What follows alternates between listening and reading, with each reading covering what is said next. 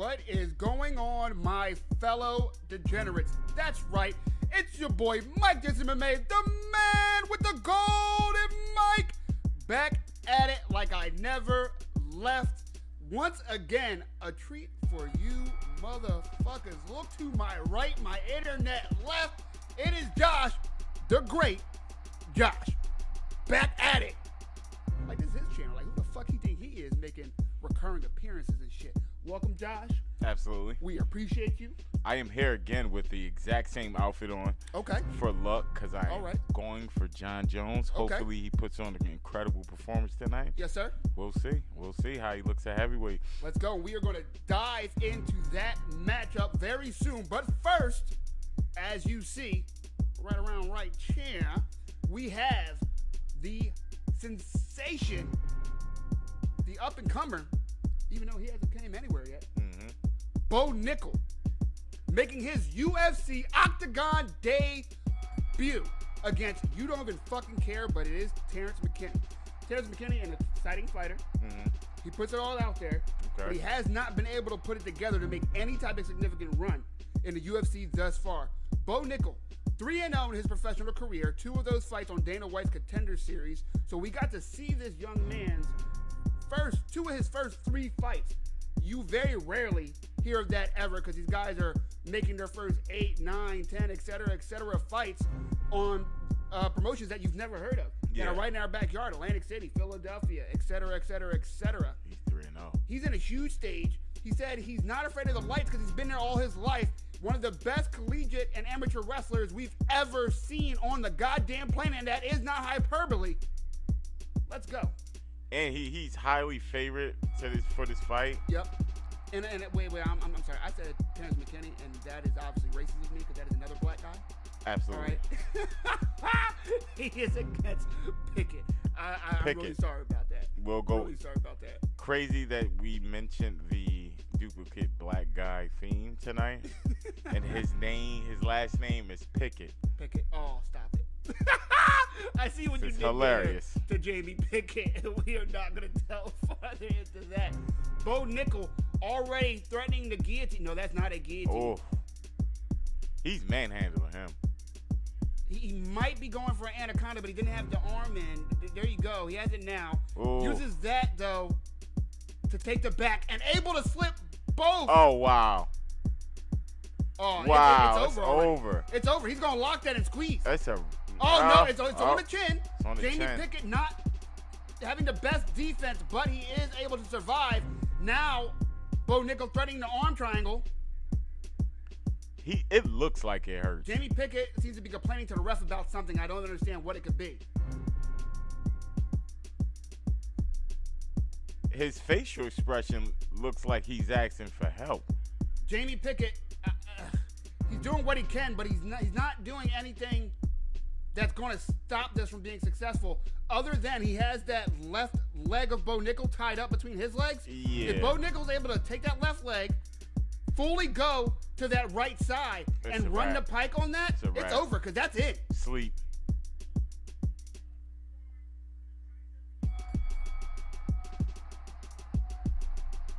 You hear Joe Rogan saying the same thing, that he's not doing what he's supposed to be doing right now to defend. If you guys are wondering, when he says answer the phone, it means going like this. It literally looks like you're answering the phone. It kind of makes a little bit of space in between the other man and that chokehold to stop that blood choke, to stop you from going out. I don't think he's strong enough to move him. Right now, I don't even think he knows what to do to get out of this. And there you go. Bo Nickel almost able to get that leg out. I feel like if he really wanted to, he can get it out. It's barely I in feel there. like he does. He could too. Now, when we talk about Bo Nickel, right, and he said he's been there, he doesn't feel the pressure. You can see it right now. Absolutely. A lot of guys will be frantically trying to chase a submission. It's so deep. It's his debut. It's a Jon Jones card, the biggest opportunity of his life, and it looks like it's another day. I thought he was about to tap. Yup. Yeah, he did.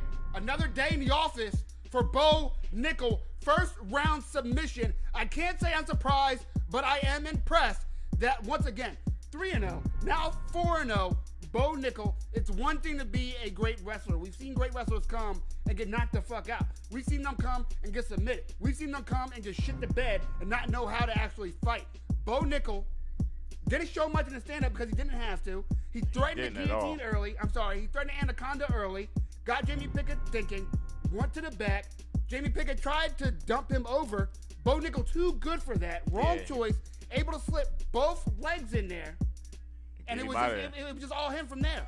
Kept switching from position to position for submissions and just got it. Oh, that is a he complained about, I don't know what he was complaining about, but he complained when they were on their feet all the way until he was in that submission about the same thing. Look, see, he tried to drag him off. You're not going to, a wrestler like that? Yeah, that level. You should have just rolled.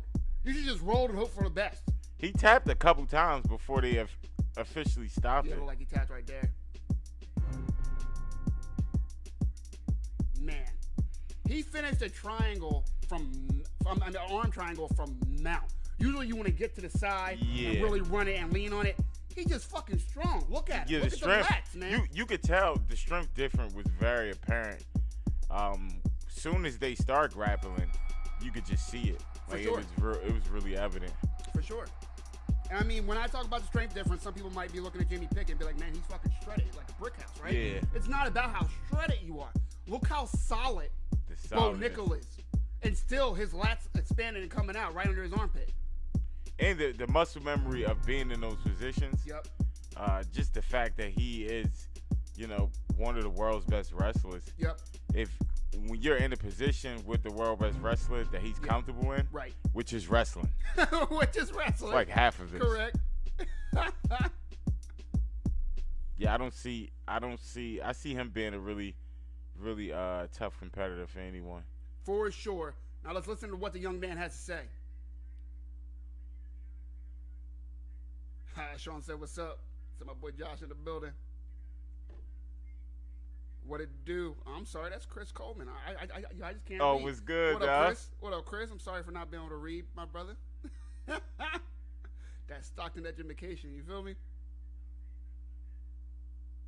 He definitely Bo Nickel said he came to dominate, and he did, and that is, just like Josh just said, that's exactly what he did.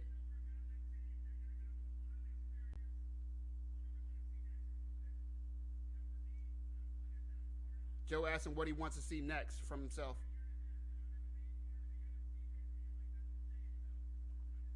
Where he on the Jon Jones return?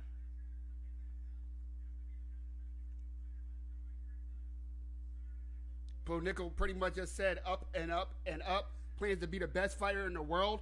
And look, guys, I'm not going to get all crazy, right? I'm not going to say, oh, look at this. He beat Jamie Pickett. He's going to be the champ next year. I'm not saying that. What I am saying is everybody in this goddamn division needs to know the name Bo Nickel. Yeah. And if I'm numb, if I can, I fucking avoid Bo Nickel. Definitely. I don't care about the whole, a fighter needs to fight everybody. No, the fuck you do not. Nah, fighting for the money. If you are a striker, or you are a D2 wrestler, or if you are not, I don't even know guys to list off right now. Yeah. That can stop what the fuck we just saw from Bo Nickel. Yeah, like. Be afraid, 185. Be very fucking afraid, because Bo Nickel is here. He just made his stamp on the UFC, and I think he's going to keep doing it all goddamn year. He's young. He's only 4-0. Hopefully we see him three more times this year, but at least 2 more times this year for sure. We're early. It's only March. And he barely fought this one, so. He barely fought every fight. That is why these motherfuckers need to be scared. It was interesting. We haven't seen anything from him yet. It was interesting how he was able to close the distance pretty super fast. Yeah. Pickett had a 4-inch reach advantage, and then it didn't look like that at all. Was never able to even implement anything. Like, any I don't even know at all. Like, let's check out the stats as we do have them here. And I just want to know, did Jamie Pickett even throw a punch? That's my question. I can't remember. Like, I don't think so. Because, like, I don't understand his game plan. I really don't either. Like, it just doesn't make sense. I don't think we're going to hear from an interview from him for a while. So, I don't know if we're going to be able to hear what that was. I really don't know, man.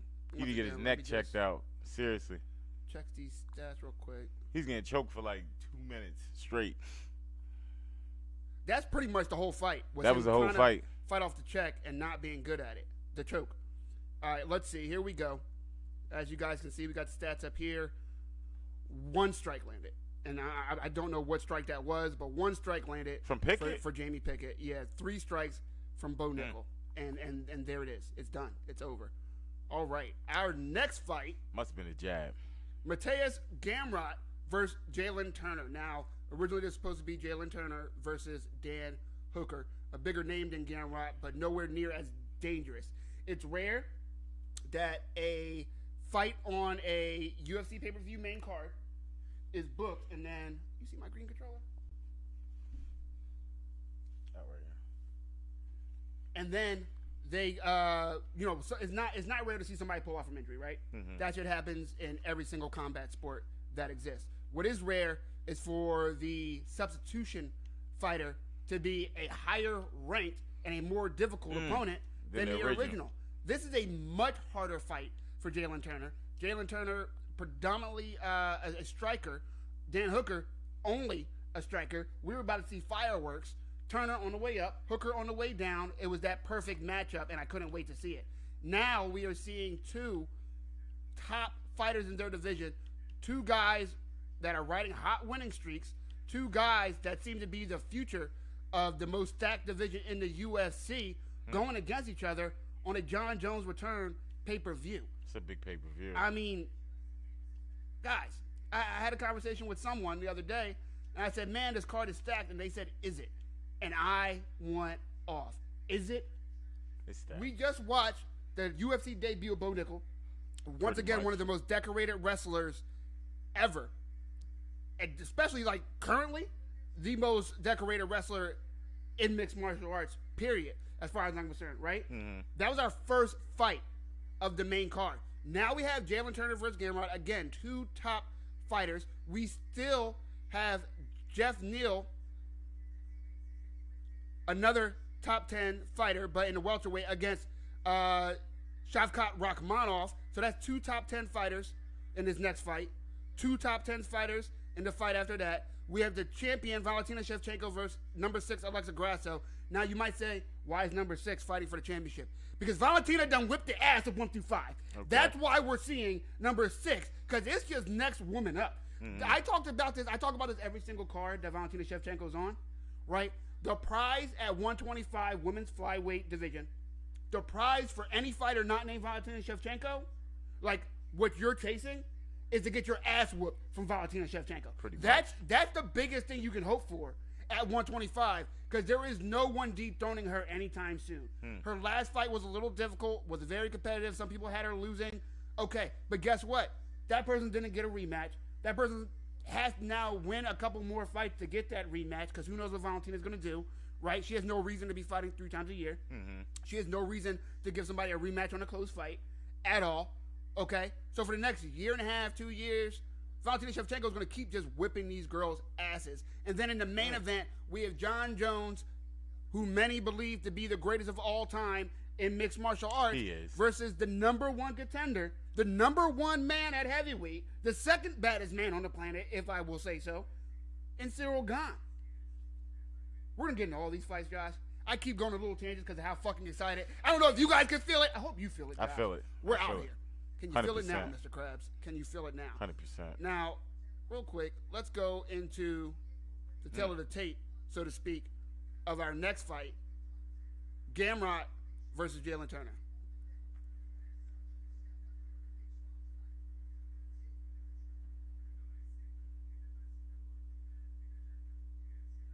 Oh, Gamrot actually suffered a loss. Who's he coming on a loss? Look at that. Jalen Turner is a savage. He's super tall for this division. His nickname, the Tarantula. He also has I can see that. Dozens of tarantulas. Like in real life, that's his thing. He looks like he likes tarantulas. Doesn't he, bro? Like something. Exotic animals. He's definitely that type of dude. We're going to take a look at Gamrot's record. Okay, Gamrot's last fight was a loss, right? But it was to Benel Dariush, who arguably is the number 1 contender at 155. He sound like he can fight. Again, Dariush can fight. Again, this is a stacked division, probably the most stacked division, and has been the most stacked division in the UFC in the modern era.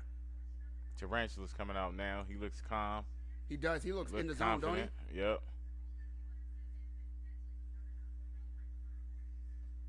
He from Cali. Okay.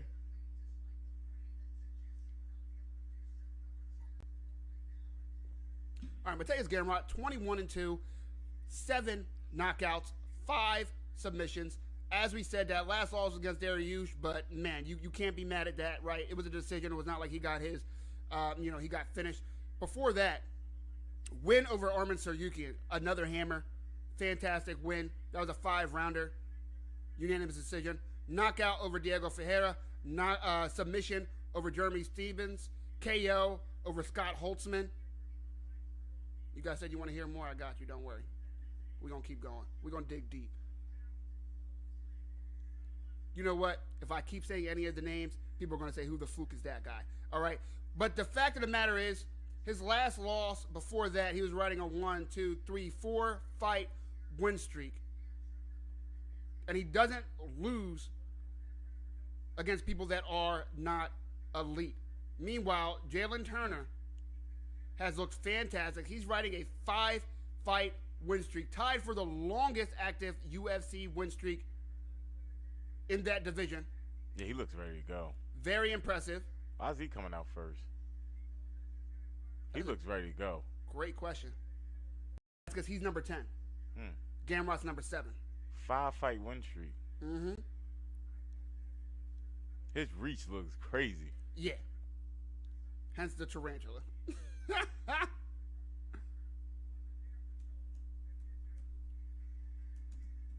All right.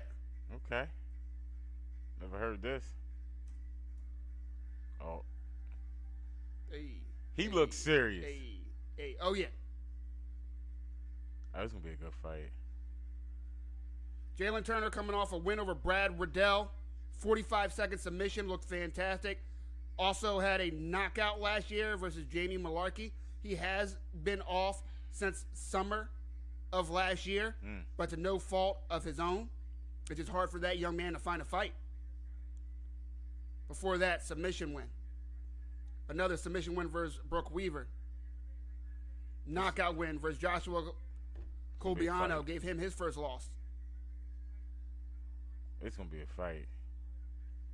Brother, can you let us listen to the actual UFC commentary?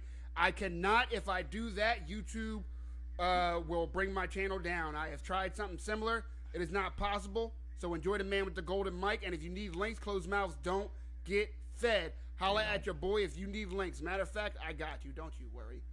Don't you worry. I'll be your Huckleberry. If you guys know what movie that's from, you're cool. If you don't, get the fuck off my channel. It's like, nah. You know about Doc Holliday, Josh? You know about Tombstone, Josh? Come on, Wyatt Earp. All right. Come on, bro. All right. Yeah, that's one of my favorite fucking movies Flip ever, the cup scene. Come on, that was the shit. That's what I'm talking about. Let's go. We are live for UFC 285. Jon Jones versus Cyril Gane.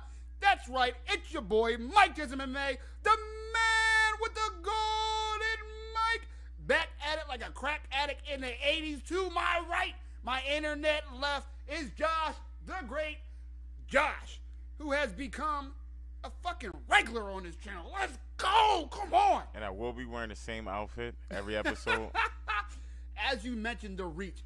77-inch reach for Jalen Turner. 70.5 for Gamrot. 5'10 versus 6'3. Gamrot. There's a 6.5 reach advantage. Let's see if he's able to use that in this fight. Because the than guy Pickett was, last fight. Yeah, buddy. Okay. I don't know. They might just be throwing leather in this. Because both of them seem super serious, super confident. I mean, everyone's serious, but it's just, they got a different vibe to them right now. I don't disagree. And he has dreads, so there's that. Yep. Instantly. There's that. Both men are able to finish via KO. Both men able to finish via submissions. I don't see this one going to the scorecards. He's the favorite. Gamrot, he's the favorite.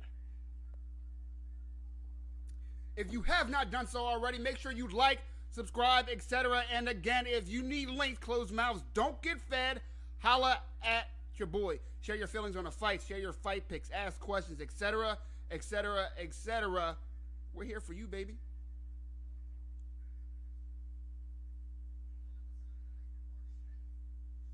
Mark Smith, the smoothest referee in combat sports. The ring girl is out here, smiling, we'll say. She's definitely a 7. Let him know. Just giving my opinion. And here we go. Round 1. Gamrot versus Turner. Okay, they starting off conservative. Oh, okay. Nice kick to the body. Turner kicking the shit out of people.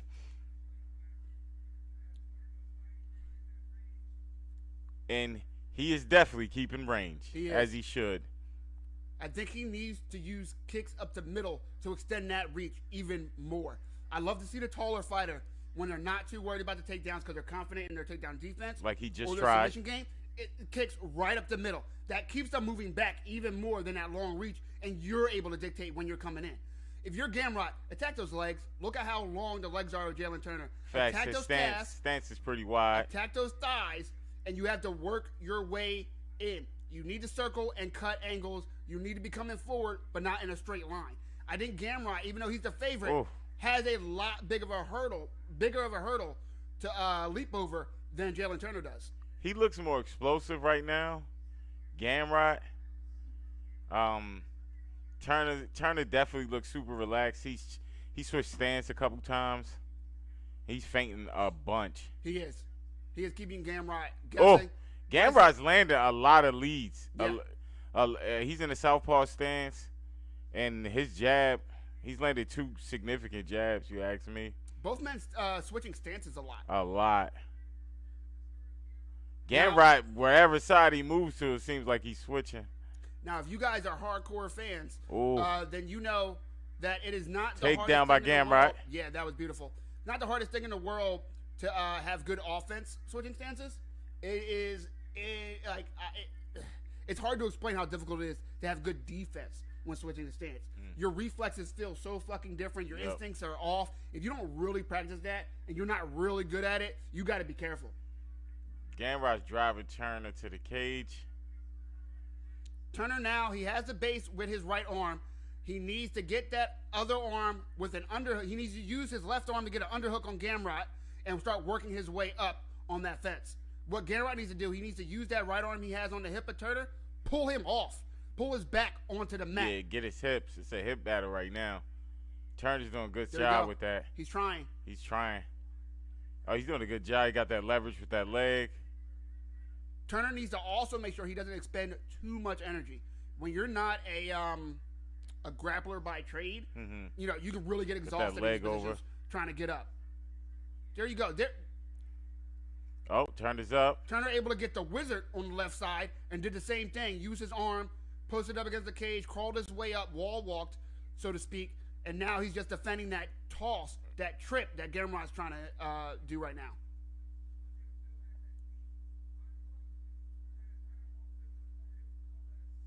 Big O the poet, what it does? What's going on, bro? What's up, dog? Again, if you need links, let me know. Closed mouths don't get fed. That's right, we are live! Okay, Turner. Jalen Turner able to get off the fence and land a couple. Got up out of there striking. Troubles. As far as I'm concerned, he wins that exchange. Gamrot not able to really complete that takedown. Yeah, he not got able up. to do anything. Gets up, lands some. He dropped Gamrot. He dropped Gamrot, but they're on the ground again. He came in too far, and Gamrot able to just grab that leg and duck under. That is a very odd but beautiful takedown. That was an odd exchange. Now Gamrot's going to have to exit through the back. It's going to be fast enough to do what Bo Nickel did and get the back, maybe get one of the hooks in with his leg, or is Jalen Turner going to be able to flee and then turn? Gamrot said, "Fuck, go out the back," popped his head out, and still on top. That is beautiful grappling. That was good. That was really good. That is fucking beautiful. But again, if he can't really do anything, yeah, for sure. Right now he's on top. He has half guard. Jalen Turner working to stick that knee back into his guard so he can be in full. And it's under a minute. Jalen Turner doesn't have to panic. Jalen Turner looks strong. He does. Worked his way back to the fence, and he's going to do the same thing. He's going to get up again. He's going to do the same thing. Bam, post it up. Oh, he's taking some shots. A couple shots. Taking some shots. Jalen Turner now, to try to make sure he doesn't lose this round, needs to give a couple to Gamrot. He dropped him. Oh, you're right. He did drop him. That should be scored a knockdown. Absolutely right. 2 takedowns. He couldn't do anything with him, though. At all. Got out of that exchange again. Put some blood on him. Oof. He's Jalen confident. Turner tried to throw a nice little spinning heel kick. Missed it. But keeps Gamrot guessing. Keeps him back.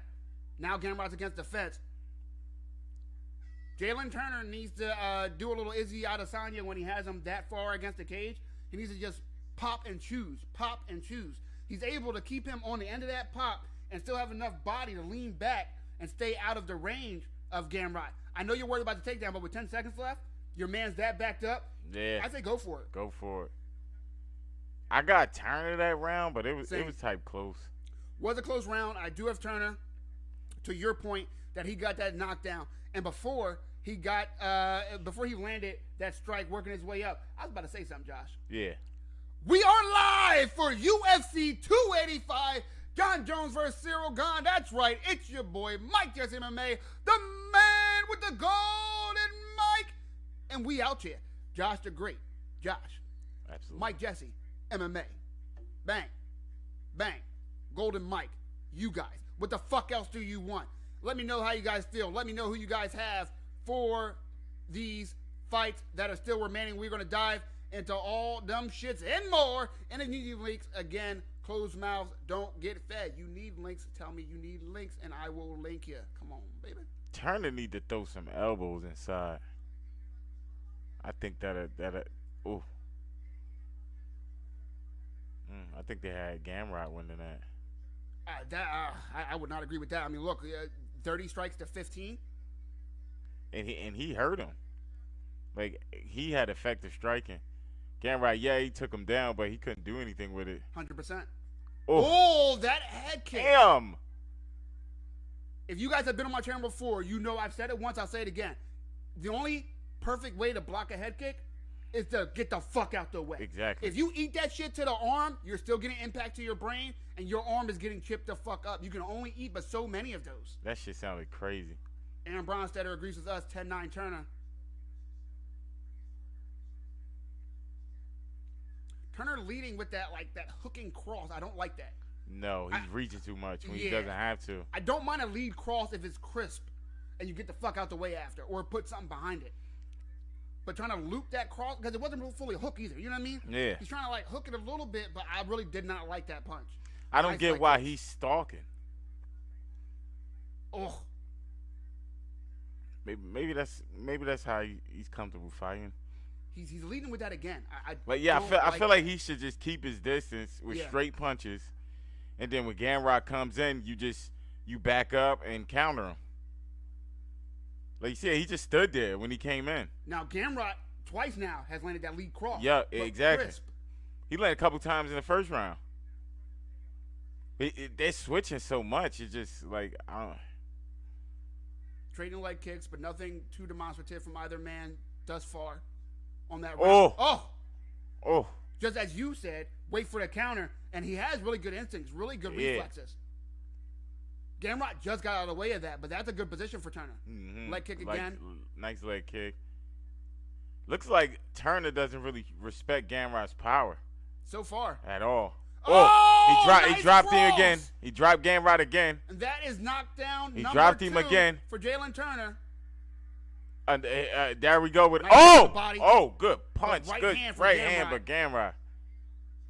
And the right hand from Jalen Turner on that combination, and now he has Gamrot running, literally. And Gamrot going for the takedown. Great and the sprawl was crazy from Jalen Turner. That his hip from the other fucking building. It looks like Turner and Gamrot have discovered that Gamrot cannot fuck with him standing up, and he does not respect his power at all.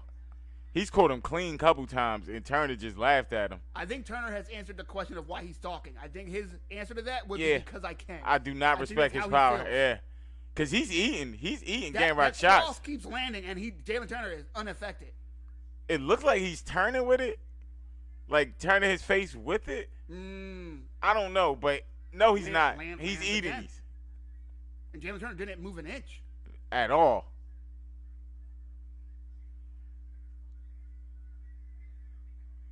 Gamrot catches that leg kick, drives it for a takedown, and is now in half guard. Beautiful from Gamrot. Let's see what he can do. That's what you want to see if you're Gamrot's corner, but now what? Can he do anything? So far, he has not. Oh, and he's feeling it a little bit. He's pretty much in a three-quarter mount. Oh, wow. Yeah, this is big for his confidence. You got to do more for me. You got to do more. That was a good takedown, though. And again, to me, it was Turner just getting too confident and letting him get too close. Where he was beating them in range all day. If they stay on the ground, like, come on.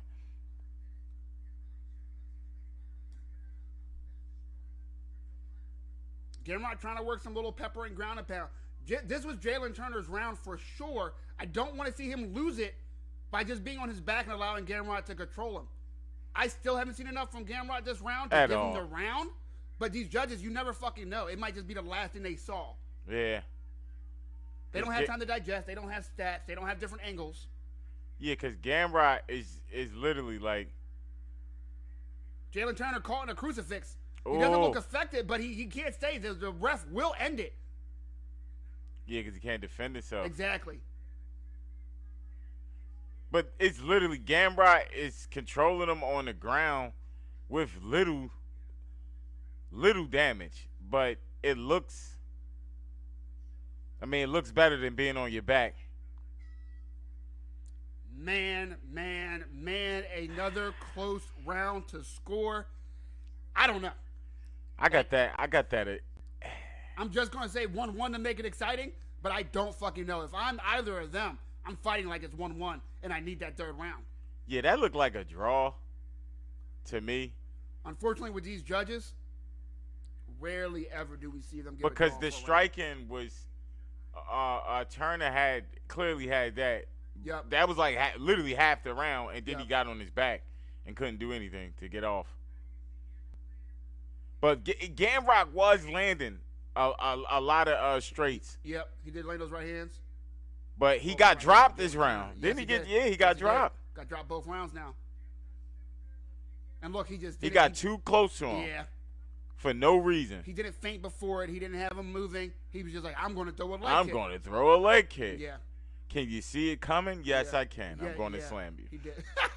That's exactly what happened. That shit was so stupid. For Jalen Turner. We are in round 3 of the second of 5 fights on this main card, and it's been an exciting goddamn card. It's been a good fight. Yeah, definitely. Bo Nichols, crazy name, but he showed. It's a crazy name. Who named their kid Bo? Bo Nichols fighting Pickett. That's just like if he showed out. It's a matchup from turn the it 1700s I ever right. had. Like seriously. What year is it? Gamrot's really What's not fighting like on the favorite. there? Welcome. Sterling? Nah. Oh, Gamrot again. That right hand, that straight right from Gamrot keeps landing. Jalen Turner needs to step on. Oh, that knee! Ooh. But Gamrot landing that right hand right after. Yeah. No, Gamrot got so deep with that double leg. Right behind the hips, able to scoop him out. Jalen Turner now trying to get his way back to the fence. As always, as we've seen this whole fight, he's going to try to use his right arm. Gamrot not letting him this time. He's grabbing the wrist, taking that base away from Jalen Turner. He's like, I know exactly how you've been getting up. I'm not going to let you do it again. Oh, yeah, he's in much better position. Jalen Turner needs to either get that underhook on the left side or establish that wizard as he did before, create some space to get that wrist free, and start working his way up. He cannot sit here like this because he will lose the fight. A fight where he was doing damn good. Very good. Oh, no, Gamrot got him. He's on those hips. He's going to bring him back, and he's going to circle him off of the fence. Jalen Turner, these long-ass arms, able to still just post up. That is ridiculous. He's strong. Has the wizard on the right side this time. Switched it up a little bit. Oh, get up. Oh, they're hip to hip. You got to get out of this. Yeah, get out. You got to turn into him. Turn it. Now with his right arm, he needs to work for the underhook. He needs to work for the underhook. Oh, he's got double underhooks. Gamrot does. On either side at this point, Jalen Turner needs to work an underhook or he's going to go back down. What he is doing good is you see he's sinking his hips down. Yeah. His hips are going down. So that he can make sure Gamrot doesn't have that leverage to just toss him whichever way. Yeah. He's putting his weight straight down, and if Gamrot tries to go straight down, then he'll just boost right back up with his quads. But he can't just. It's 2 minutes left. He can't. He needs to step it up. He needs to do something. His coaches need to be yelling at him, and I don't see them doing that. Like, they're just looking right now. I'm not liking his corner. You got to be screaming at this kid. You have to be screaming at him. Not that he's doing anything but, so wrong. No, you can't. Yeah, he's not. Wow, he just got lucky. He just got lucky that the ref just broke that up. Gamrot just hasn't been effective with any. Yeah, he's taking him down, but it's just like. He's trying to win on scores. Yeah. He's trying to just outscore him. I don't know what movie they just showed right there, but someone was shooting a shotgun at a T-Rex. What the fuck is going on with Hollywood these days? Yeah, like, what's going on? Y'all mixing errors. It was a T-Rex. And Bull was like, all right, come on. Oh! He hurt him. The left hand lands for Turner. Stay on him. You need it. You can't throw those kicks without something behind it. I mean, something in front of it. You got to throw something in front of it. Come even on, if it's Turner. You can still win. 90 seconds left. Nice body kick, but he needs to be throwing knee! I think I might have landed. You got to throw jabs, Jalen Turner. He just stopped fainting like he was in the first round. I don't know about this. Jalen Turner unable to create offense this round. Oh, that was risky. You got to be careful. If Gamrot locks his hands, which I think he did, then Jalen Turner's going to be going for a ride. He did lock the hands. He's strong. Jalen Turner is unbelievably strong. Usually if someone locks their hands right underneath your butt, you're going down. It's over.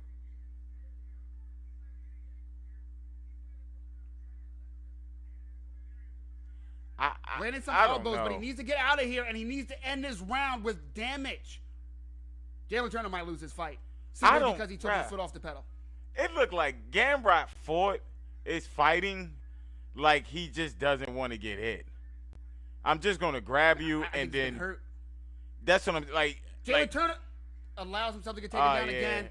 Gamrot ends him out, and he's unloaded. But this is the first time he's done anything like this. For sure.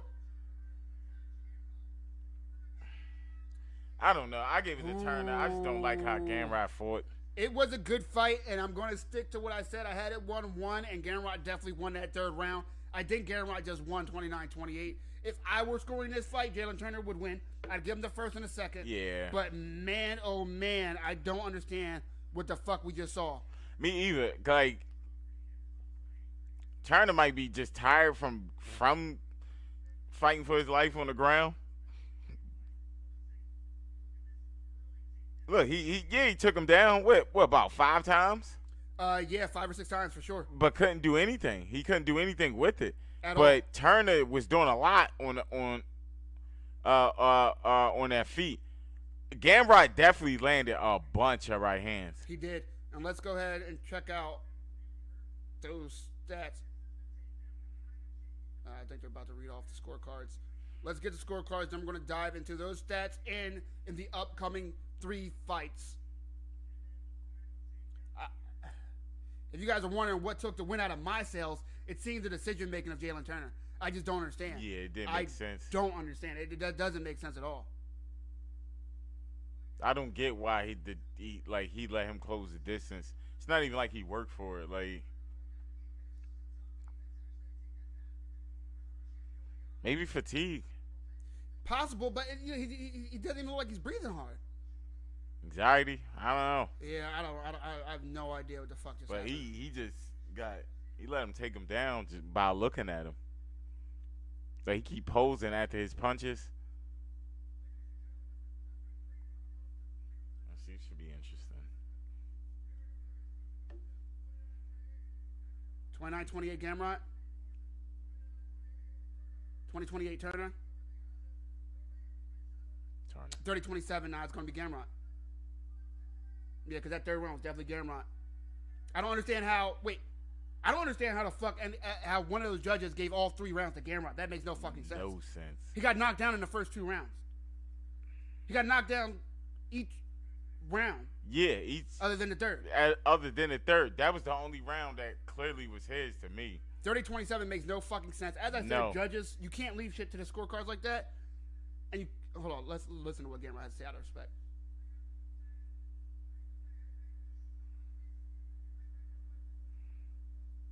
Said he took the fight short notice. Understandable.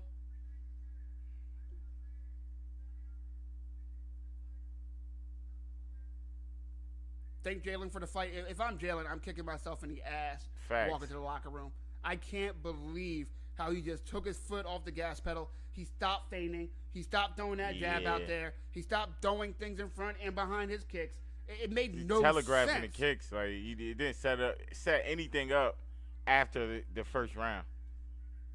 He just kept getting took down, and he got a takedown in the first round, and just I don't understand.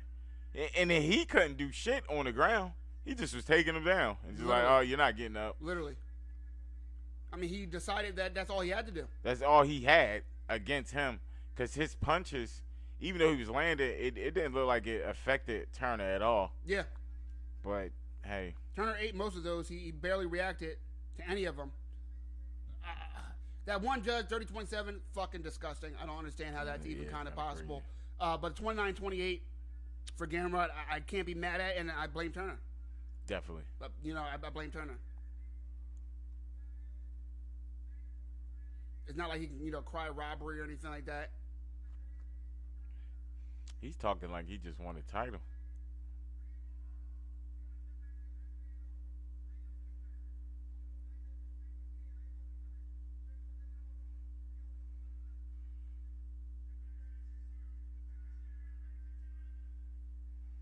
I don't understand. Me either. I legit don't understand. Well, that was a lackluster finish to that fight. Definitely. Next, we have Jeff Neal versus Shavkat Rakhmonov. This is going to be a hell of a fight. And as soon as the UFC website stops bugging out, we're going to dig into it. Tom Brady in the building with Mike Evans. The champion Islam Makhachev. Islam in the building.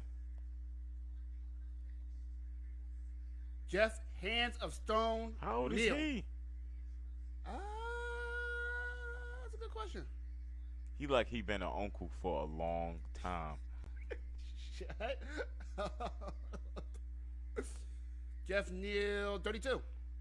He's 32. I'm older than him. This is wild. Oh, he looked ready. Jeff Neal coming off a TKO victory over Vicente Luque last year.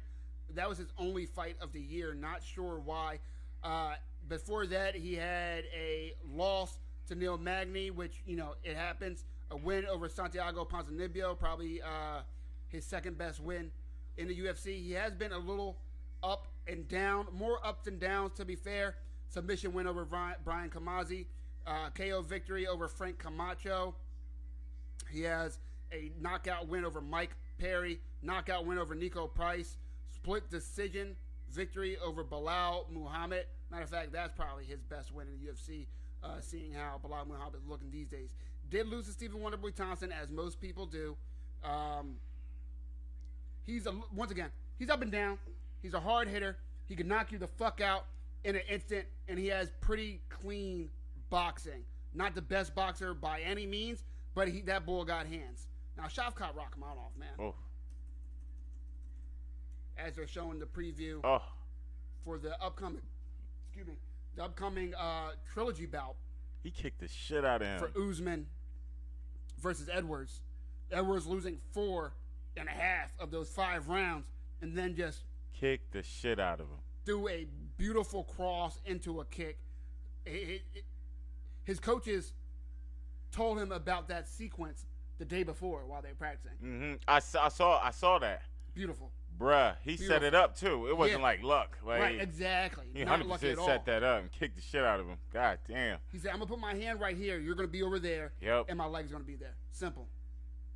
And Usman was fighting like he was down. Like, yeah, bruh. That bull, was, he ready. He trained to go. I don't know where Usman be getting these shirts, but they fly. They definitely fly. She looks silk. He be getting the craziest fucking outfits. Oh, Leon been kicking the shit out of. Yeah, he's never been like a finisher. Yeah. But he definitely been hitting motherfuckers for a while. Oh. Damn. Damn. Yeah, that's when he put Usman put Jorge Masvidal out. Oh, man, his girl probably was there. Masvidal be bringing his girl. Woof. Justin Gaethje, who's he fighting on this one? Oh, yeah, Rafael Fiziev. That should be a good fight. Oh, hell yeah, bro. It's going to be action. Justin Gaethje, something wrong with him. Yeah. Like, he fight like something wrong. And both those dudes bring it. Wait a minute. That's in 2 weeks? Oh. That's in 2 weeks? Oh, I'm back with the same shirt on. Go! I'll be back with the same shirt on. 100%. I had no idea that card was in 2 weeks. I'm fucking hyped. Shakov Radmanov has a win over Neil Magny, a win over Carlston Harris. I'm going to go a little bit deeper into his career, but he doesn't have big names. Michael Prazares. Submission over Alex Cowboy Oliveira.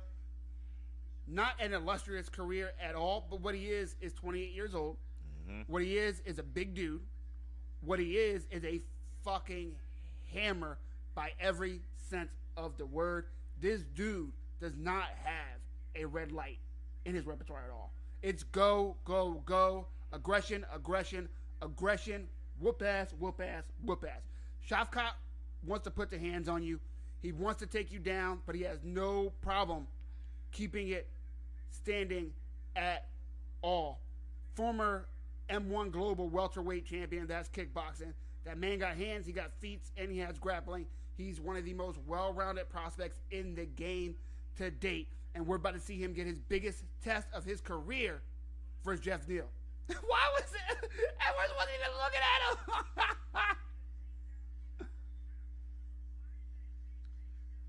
Usman was putting it on Edwards, bro. Was he? Oh my. The way he fell. Yeah.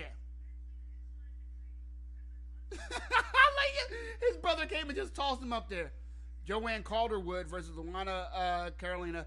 Gunnar Nelson versus Daniel Rodriguez. Marvin Vettori versus Roman Dolidze. Okay, not a deep card, but it is over in the O2 Arena. So now it's a home team match for Leon Edwards. They're fighting over in England.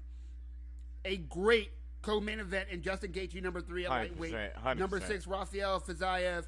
That bout is going to be just fucking fireworks, blood, and guts. And those other matches, while they're not the most exciting, they're not bad at all. And then a month from now, we have Pereira versus Adesanya 2 in UFC, but 4 overall. The first 3 of those fights, including the one in the UFC, have all gone to Pereira. Now, Izzy just got knocked out. Yes. This is what, 2 months ago? Yeah. 2-3 months ago, tops? Yeah. Like, it wasn't a long time ago. No. And Israel Adesanya just got rescued by the ref. He says it was an early stoppage. Now, was he out cold? No. Was he concussed? Yes. He was absolutely concussed. He was worn out. Like, he was definitely worn out more than anything. He had nothing left. And I know it's hard for someone like Izzy to admit that he had nothing left. He'll never verbalize that. He definitely but we did. saw it. And the ref stopped him from getting fucked up. Yes. Like, yes. Woof. He says, like, oh, I was still moving. You were moving, but in slow motion, bro. Yes. Slow motion against a fucking supervillain. Like, he's a supervillain of your story. 100%. He is the main antagonist, and he had you bent over the car. Like, that's what happened, bro. Like, there was nothing else to go on. He's not even one of them villains that got, like, a storyline behind him. He just want to be this way for no reason. Grew up well, everything. He just want to be a villain. There was no, he started as. Nah, it was no. Tragic event happened in 1966. No. Pereira had a fine life. Yep. He never had a problem in the world. He just chose to be. He woke up and chose violence at the age of 5. Villain. I'm Izzy's villain. Beat him in kickboxing, and that knockout was serious. Look at this, bro. Oh, Jeff Neal hit so hard. Oh, yeah, that's when he had him hurt. He landed his uppercuts, bro. He landed like 6. Who's he fighting? Who is that? Vicente Luque, bro. Former contender, still top 10, I believe. Bruh, 6 uppercuts in a row is disrespectful. Yeah, that's the only word for it. Disrespectful, like. Shavkat Rakhmonov. Anyone who comes with a whole animal on their head, 100%, is coming for blood. Look at this, bro. Like you see, you're like, oh, he's from that Caucasus Mountain area, like the Dagestans and all that shit like that. He's gonna be a wrestler. Shavkat Rakhmonov comes to whip ass. Like that's it. He don't give a fuck where it's at. Did you just see that spinning heel kick? Listen. That's not easy to even throw. His last name got 3 syllables. So like, come on. 3 syllables and like 10 consonants. Like. Exactly. And look, he's finishing guys on the ground. He's finishing them on the feet. This guy. He's finishing with hands on the ground. Like. He says his main goal is to get a UFC belt. I don't believe him. His main goal is just to whip ass. Look, bro, like this guy. He's whooping ass and sparring. Beautiful trip.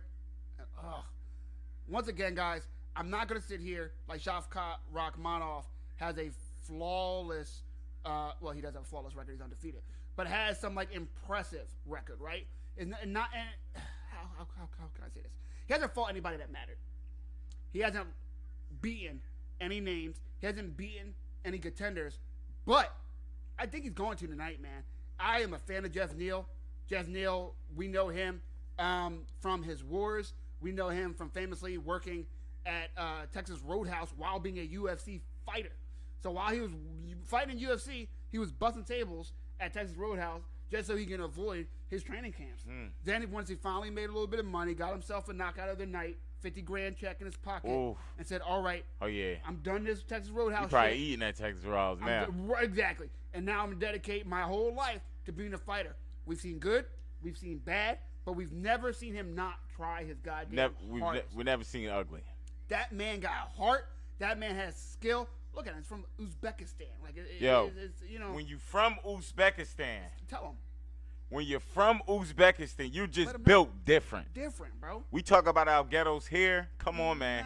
He's from Uzbekistan. Imagine if it was a project building named Uzbekistan. I bet you won't go there. There'd be no reason to go there. 0. No tourists. None. No attractions. This fight might be quick.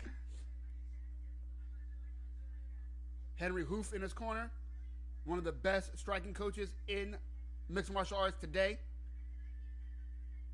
Former UFC fighter himself. It's two more after this, right? Yes, sir.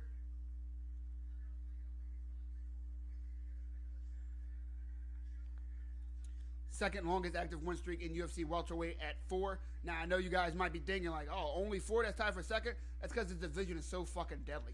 155, 170, 135. They're fucking stacked with a bunch of veterans with big names that still have it and a bunch of young up-and-comers who are coming to take that shit away from them. It is such an exciting time in the UFC right now for that exact reason. And these divisions have so many mix and match dream matches because of that. He has 100% finish rate. He's 8 knockouts, 8 submissions, 16-0. That's fucking ridiculous. That is insane. If you guys need links, closed mouths don't get fed. We are live for UFC 285. Jon Jones versus Cyril Gane. That's right. It's your boy, Mike Jason MMA, the man with the golden mic. Back at it like I never left. To my right, my internet left is Josh, the great Josh. He's out here. I'm out here. We out here. Let us know who you have to win this next fight. Jeff Neal versus Shavkat Rakhmonov. 2 motherfucking killers who are coming to do what? Kill. Hands of Steel. That's not a name that you get easily. You know, people don't just start calling you Hands of Steel. You know what I mean? Like, you can knock a few motherfuckers out from around the way. Well, he got hands, but to of be steel? Hands of Steel. You know what I mean? Exactly. And it's hard to call yourself that without having to prove it every day. You feel me? And Uncle Neil is, he's looking confident. He definitely looks like an uncle. He definitely looks like an Uncle Neil, bro. Seriously, he wears sandals to the barbecue. As he has his flip flops on. Exactly, and he's on the grill, and no one can touch the grill. I would not try to touch the grill if Uncle Neil was already on. Not at all. You're right. 7-1 UFC knockdown ratio. I don't even know what the fuck that means, but goddamn. 5th highest takedown defense in UFC welterweight history. Ooh, 88%. 88%, not easily taken down at all. And to be honest with you, I don't know if either man's going to be looking for that takedown tonight. I don't think so either. If I'm Shavkat Rakhmonov's corner, I tell him to mix it in, but don't kill yourself, right? Don't kill your gas tank for it. Don't go after the guy who's defending takedowns versus everybody and try to use all your energy to do so. Yeah, it looks like he has a really strong base. Shavkat Rakhmonov, I believe, has the more diverse striking repertoire, but Jeff Neal definitely has the power advantage. Plus 380 underdog Jeff Neal. Shavkat Rakhmonov minus 475. Oh, this might be a quick one.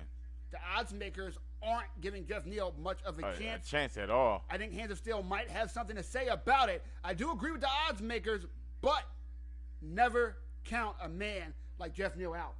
If Neal could catch him being overzealous, reaching, you know, he does have Hands of Steel. And the reach advantage is not that great. It's only a 2-inch reach advantage, 75 to 77. Jeff Neal did miss weight by 4 pounds at 175. He messing up the check. Definitely messing up the check. Thought that was the main goal. He'll probably be giving up about 20% to Gamrot. Suit jacket is fire by Bruce Buffer. As always. Fire. As always. Got the salt and pepper suit jacket with the salt and pepper hair. Slick back. Slick back too. It looked nice.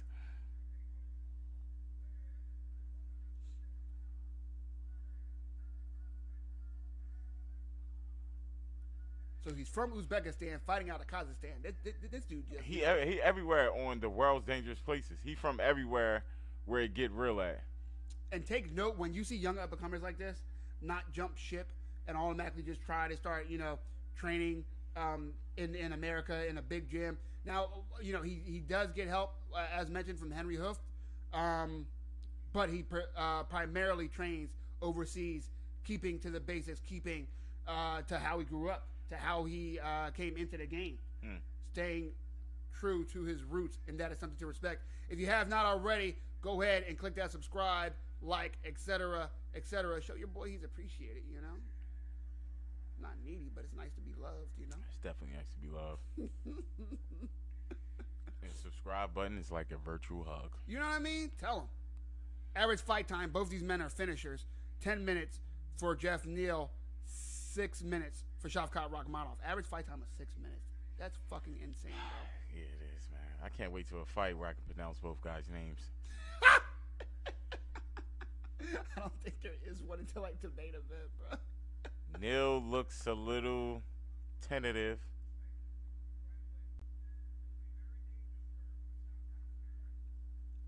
Head kick from Shavkat.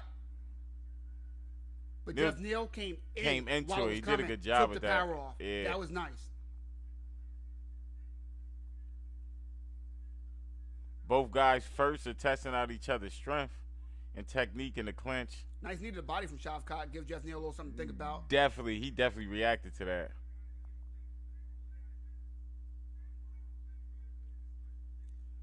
If I'm Jeff Neal, maybe you drop levels and just go for a leg to see what you can do. Yeah. To rock needed a body, and Jeff Neal backs up. He doesn't like that. He don't like that at all. Oh. Again, Shavkat Rakhmonov with those knees. You can hear that one. Yeah. As mentioned, he does have the more diverse striking.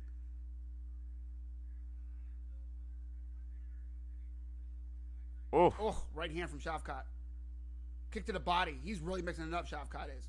Oh, Hands of Steel. Okay, with a little two-piece.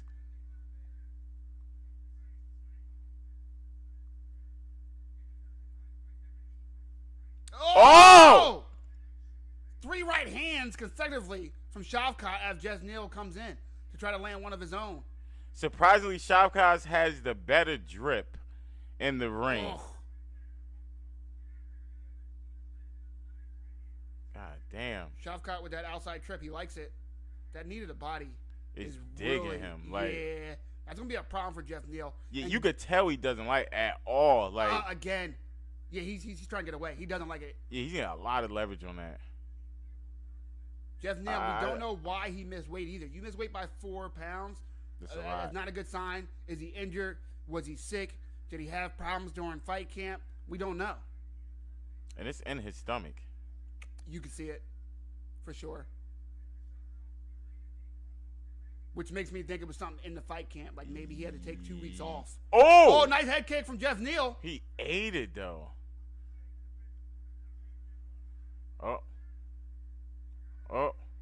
Shavkat doesn't change his facial expression for shit. At all, because he...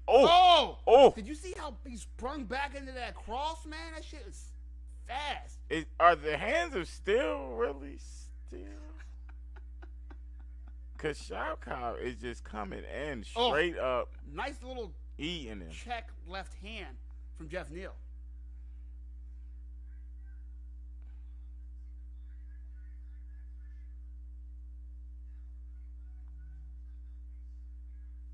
Man, that's only round 1. Right. Oh!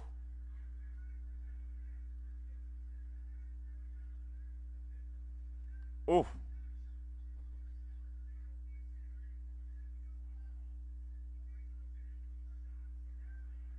Neal. Pawing, but he needs to be careful.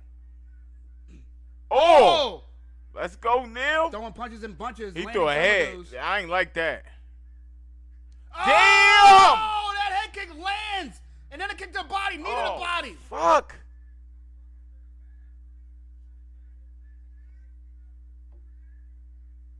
That knee to the body again from Shavkat Rakhmonov. God damn. He is putting it on Jeff Neal with every single strike.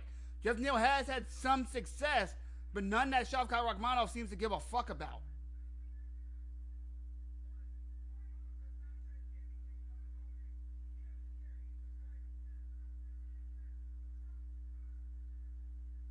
Oh, you can't stop him right there to get the mouthpiece back in. You got to wait until there's a break. Yeah. Because how do you even start them back there?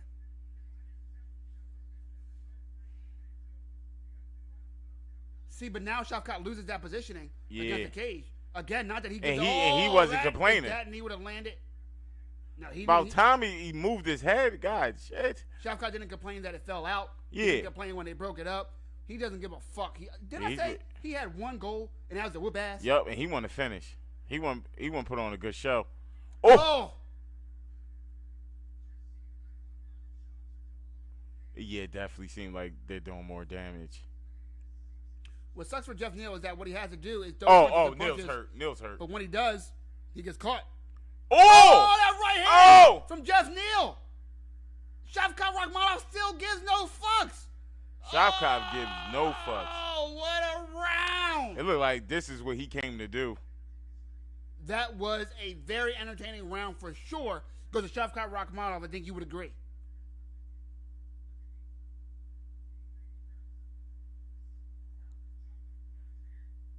What does that mean, chunking? No idea. I'm not sure Neal knows what that means. Maybe you just made that up.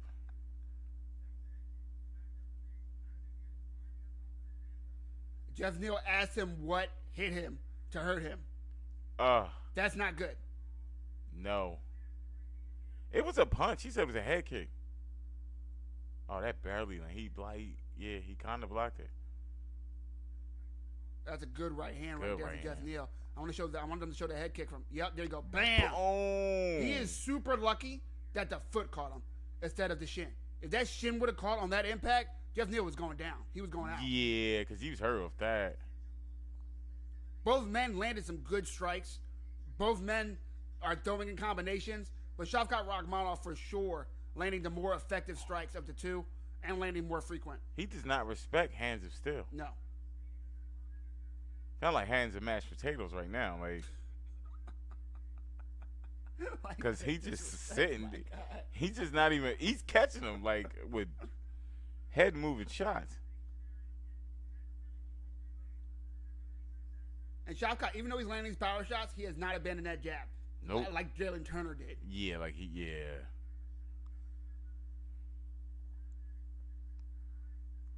And look at that, Shavkat Rakhmonov, both landing close to the same into the head, but Shavkat Rakhmonov landing 15 to the body to Jeff Neal's 2.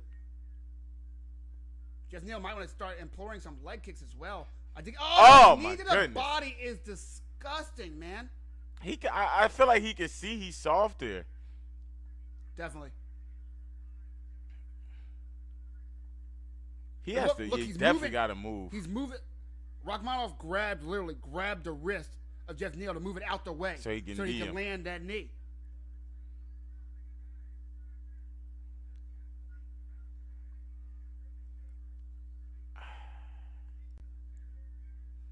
And Shavkat Rachmanov is really liking this position against the cage because he can land those knees to the body. Yeah, he's he knows he's hurting manhandling. them, and he's landing whenever he wants to in that.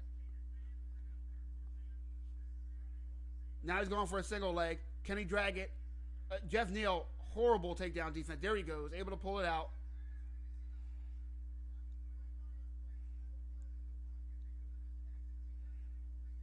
Kick to the body, followed by 2 jabs.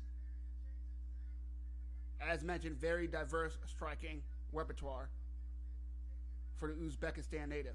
Oh, Damn. nice little combination from Jeff Neal. The end of it was blocked, but those first 2 punches did land. Yeah.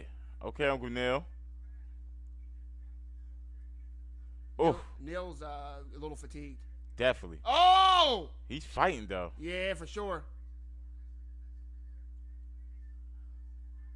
3 jabs from Shavkat Rachmanov in consecutive order.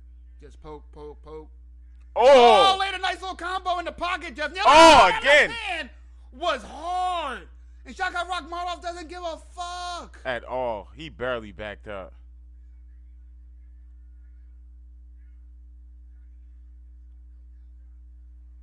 Uppercuts from Yeah, Shavkat that shit was Rachmanov. crazy. Oh, nice elbow in the clinch. Oh, still, Jeff Neal has no quit. bruh, he got hard. Yes, sir.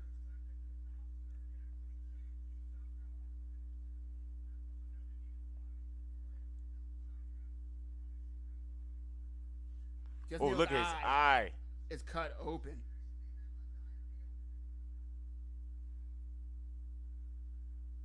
It's bleeding into the eye too. It's going to be interesting if it makes it to the next round to see if the doctor takes a look at that thing. Herb Oh. Dean took a look at it. Oh, Doesn't have him but so concerned. He hasn't stopped the action for the doctor to come in yet. Kick to the body from Shock. you can hear them shits. Yeah.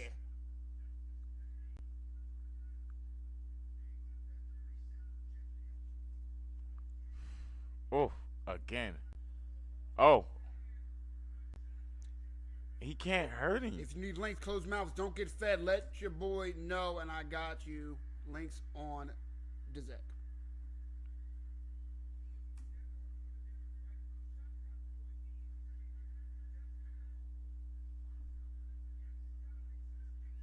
Yeah, he gotta mix in something and then really commit to one of them punches. Like, I'm wondering if he's not throwing kicks because he's so worried about Rachmanov taking him down. But, you know, at some point, something got to give. If he commits though, and throws with his back, Right, maybe he can hurt him. right. And that's his chance. Cause Ugh. Nice little 1-2 combination. just stiff straight punches. Hello? Yo.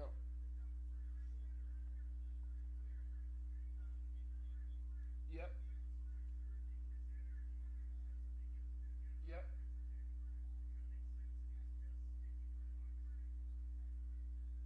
All right. Yep, I'll see you. Oh, All right. what that? Neighbor.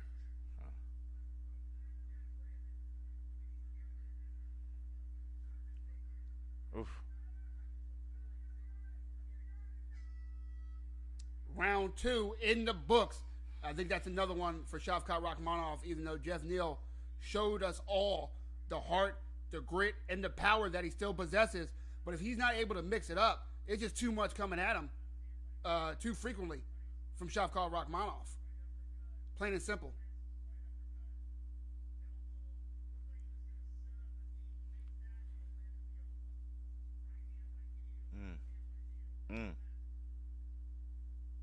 Neil throwing them bitches though. Yeah, he's trying, man. He has not given up at all. We are coming up on round 3 of 3. in the third fight of this main card. That's right. We are live for UFC 285. Jon Jones versus Cyril Gane. Woo! It's your boy, Mike Jason MMA, the man with the golden mic. Back at it like always. To my right, my internet left is Josh, the great Josh. We out here. Jeff Neal, Shavkat Rakhmonov, a great fucking fight on a great fucking card thus far. Let's see, Jeff Neal 100% needs a finish, but does he have enough left? And even if he does have enough left, does he have the skill to do so? And that's not saying that Jeff Neal doesn't have skill. It's saying that Rakhmonov seems to be on a different level this fight, man. Just the diversity of the strikes. They're coming every which fucking way. Two head kicks in a row. That's the thing. Who does that? It's like he doesn't respect Neal's power. Oh! Spinning heel kick. Like, why would you try that? Point. Oh! I knew it. Shavkat Rakhmonov tries to go Got uppercut rocked from hell. A lead uppercut is probably the worst punch to throw ever in combat fucking sports, in my opinion. Rocked. And that's why. He ate one of them hands of steel. Now Jeff Neal needs to get and he needs to throw. He needs to throw. He needs this W. No, throw. Come on. Shavkat Rakhmonov's hurt and still coming forward. What a fucking savage. Oh, my goodness. Neal got to commit. Because he going hitting. ahead. Throws him. That jab hurt. That hurt. Shavkat Rakhmonov trying to go for the takedown. Unable to. Jeff Neal, as we spoke about earlier, 88% takedown defense. And it's even higher now. Yep. Because he 100% this fight. Damn. Like, this guy is talented.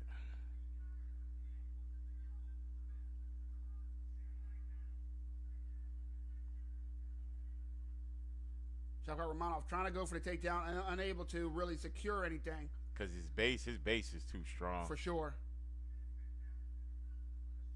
Is this a sign that, he's trying to recover? Because he hasn't tried this really. Nice knee to the stomach. Again. Oh! Jeff Neal, that hurt. That hurt him. You see him drop levels? He does not with the hands anymore. Neal's team is telling him, you got to turn off of this fence. You got to get the fuck out of this You got to get the fuck off this. You're allowing him to come back. You're allowing him to get his wits. All right, he might break him up, though. Herb Dean is thinking about it. Yeah. Needed a body from Shavkat Rakhmonov. And that extended the time.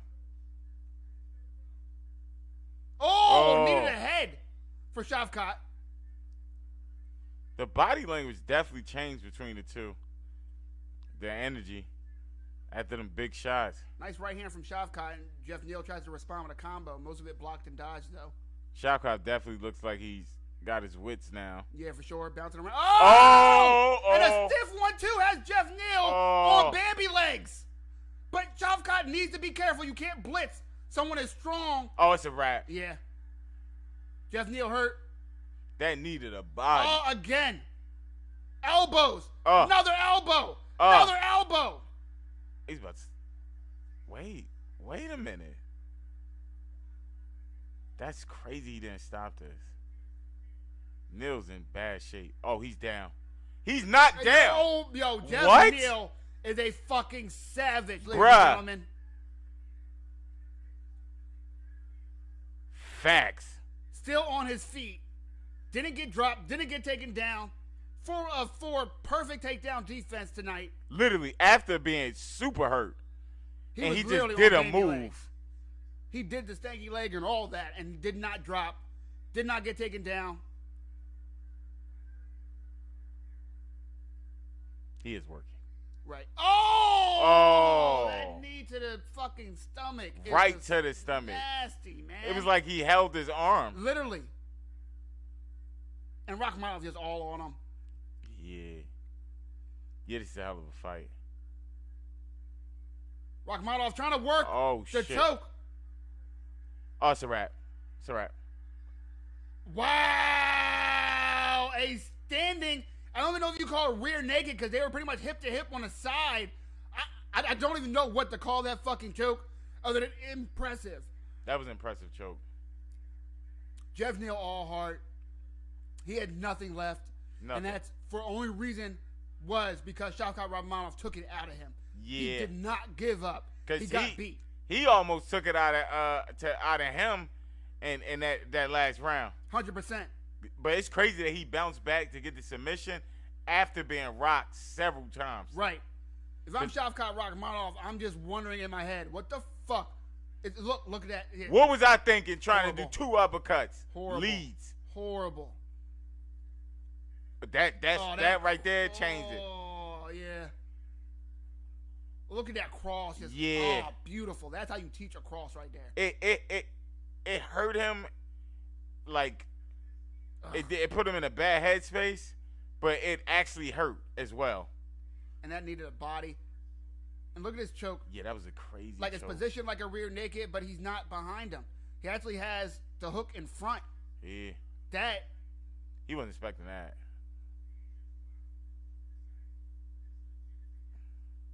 This dude, Uncle Neil was super tough. For sure. Like, we didn't learn anything bad about Jeff Neal tonight. What we learned at all. is Shavkat Rakhmonov is ready for the top of the division. We learned that he is here and he is fucking real. We learned that he is a fucking savage himself because he ate some big shots too. He ate a lot of big shots. 100%. He got rocked, so it's not like, oh, he ate them all. No, he did get hurt tonight. We saw it, but Yeah. he recovered. And he never stopped the game plan, man. Jeff Neal pretty much telling him probably the same thing, that you're fucking good, bro. He kept his focus. His calmness was pretty impressive. Because to get rocked like that and to be able to think far enough to get him in the submission he got him in. It wasn't like he fell into it. Like, Yep. they were against the cage. We seen that position in the last fight, and the dude couldn't do anything with it. But he turned that into a submission that we didn't even know would determine. I don't even know what the fuck to call that. I have to look at some type of breakdown after, guys. You guys know, look, I'm not a fucking fighter. I'm not a black belt, et cetera, but I knows my shits. I don't know what the fuck to call that. I wonder why he was holding 2 hats. One's for Joe, obviously. Definitely. Let's listen to what Shavkat Rakhmonov has to say to the man Joe Rogan.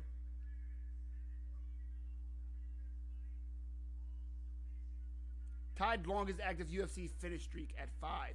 He's finished his last 5 UFC opponents. And he's not like he's fighting bums.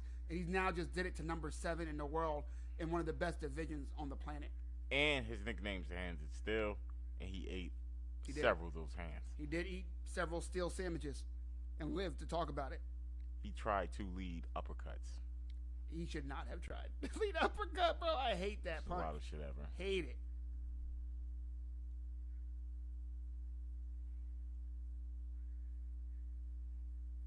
And he's not shouting. He's not screaming. He's just answering the question. He's like, hey. Yeah.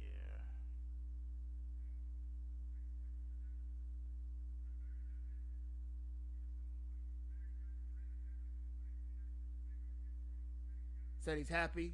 Said he's proud to represent his country. All he's saying is he's ready. I need both of these hats. Facts. I need both of these hats, bro. Like, for next winter, It's got, like, his hats have tails, bro. like, What? seriously. Joe Rogan's one, the one he gave Joe is super Yeah. fly. Like, it's just a whole fucking animal. On It's your the head. whole animal, bro. They hollow out an animal and just say, you know what, let's wear it. Oh, Yeah, that needed a body. And look, Jeff But you still see how tried, he'll man. explode.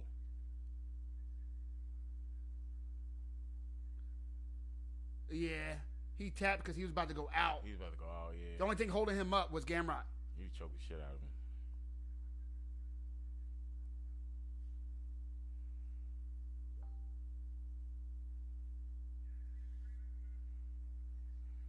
He was a great opponent. Like, that was a test. Definitely. That was a test. And it looked like he came out to, I think he could have beat him more cleaner. And it probably would have went the distance, but he wanted to make a show.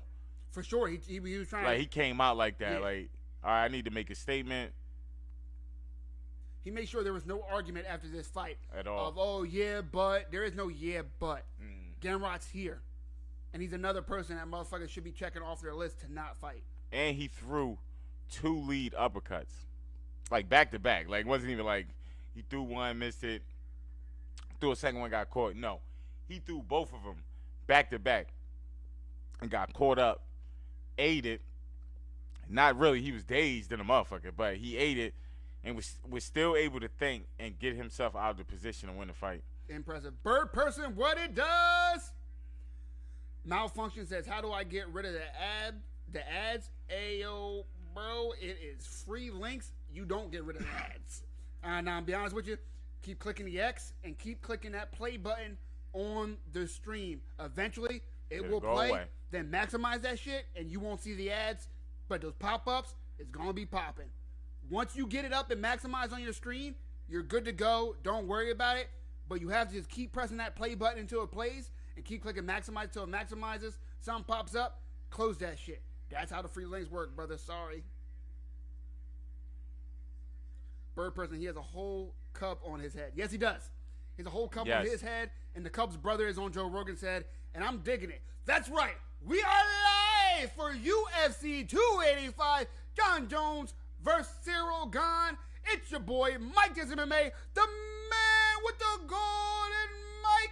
Back at it like a crack addict to my right. My internet left 2 weeks in a row. Josh, the great Josh. It's him. It's me. It's Conor McGregor. And Conor McGregor. What is going on? Because I don't think that's Conor's wife. I don't think that's Conor. Is that Conor McGregor? Yeah, it's Conor McGregor. I know it is, but I'm just, McGregor. You know, like, yeah. Woof. Looking like 200 pounds. He looked like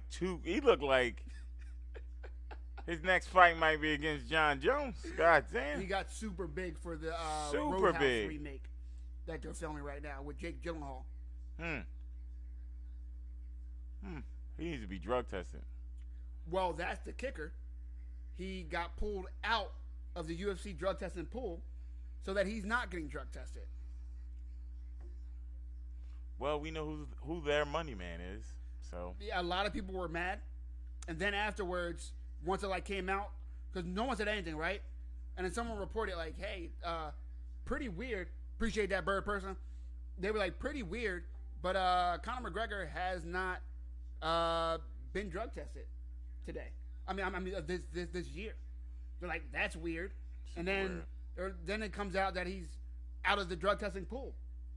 So people start doing, the media starts doing their reporting, and they're like, hey, we only know of two, ways to not be in a drug testing pool in the UFC per USADA, and that's to retire or to leave the company. Has he done either? No. Then what the fuck? All of a sudden, there's like, oh yeah, you can do this, you can do that, you can have that happen, you can have this. Conor's on roids. Some of the bylaws changed. Of course, Conor's on roids. Ant, you are 100% right. He looks ridiculous. Yeah, I mean, you can tell by just looking at him, but you could also tell by him being taken out the drug testing pool. Now, in Conor's defense, right? I got two things to say in Conor's defense. I'm not a Conor McGregor fan. If you guys have watched me before, you know. Don't forget to hit that like and subscribe if you're not before. If you need links, closed mouths don't get fed. Free links on deck. Understand what I'm saying to you? Conor McGregor hurt his leg really, really bad. I'm talking about his ankle was over here and his shin bone was on the ground. It was fucking disgusting. It was. Right? If you can take anything that makes your ankle not over there anymore and keeps it and makes it stronger than what it was before, then good on you.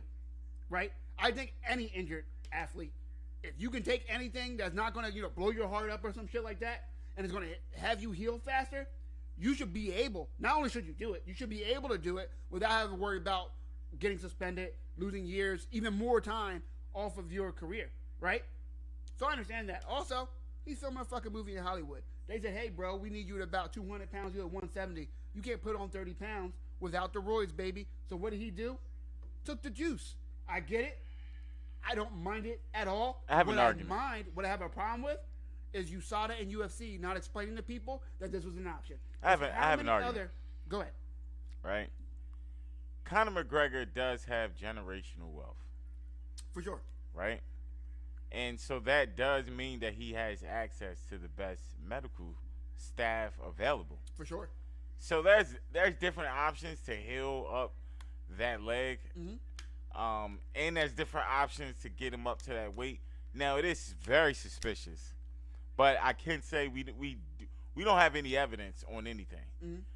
probably because he's taken out of the drug testing pool. Yep. But we still don't have any evidence on anything. Now, I'm not saying he doesn't look.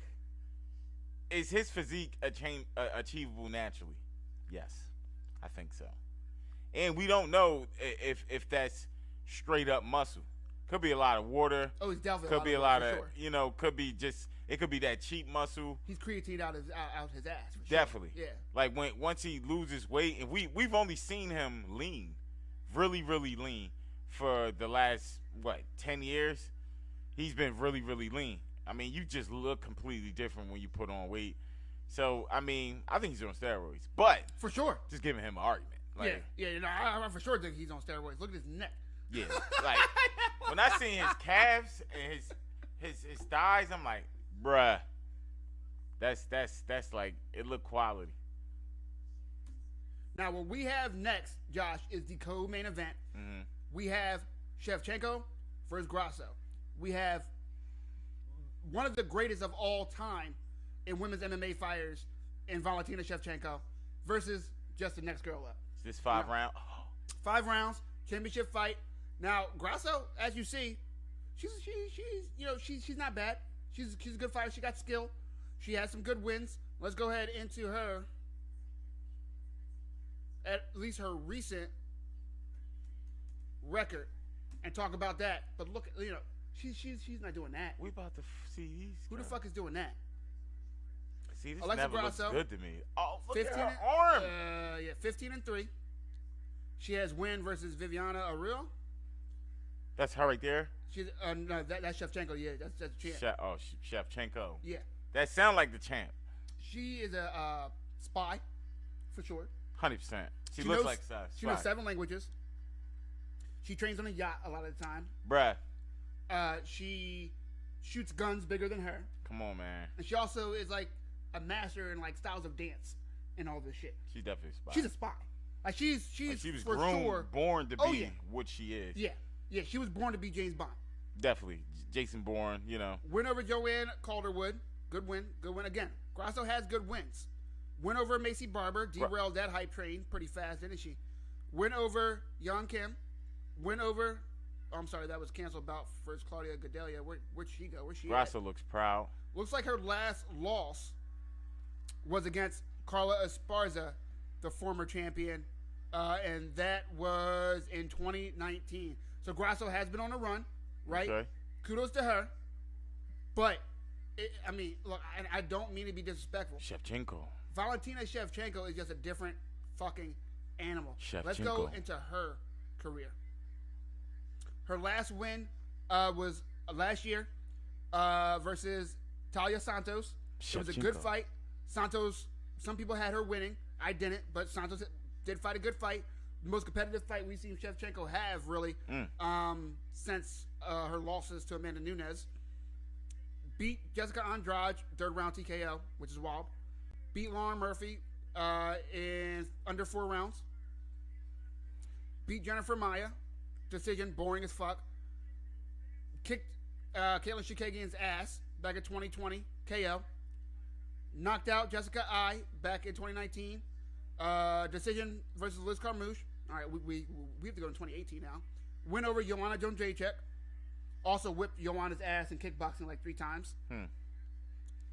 Jessica Ai. Mm-hmm. I've never met anyone With the last name I? Yes, like Vandross. You ever noticed that too? What's that?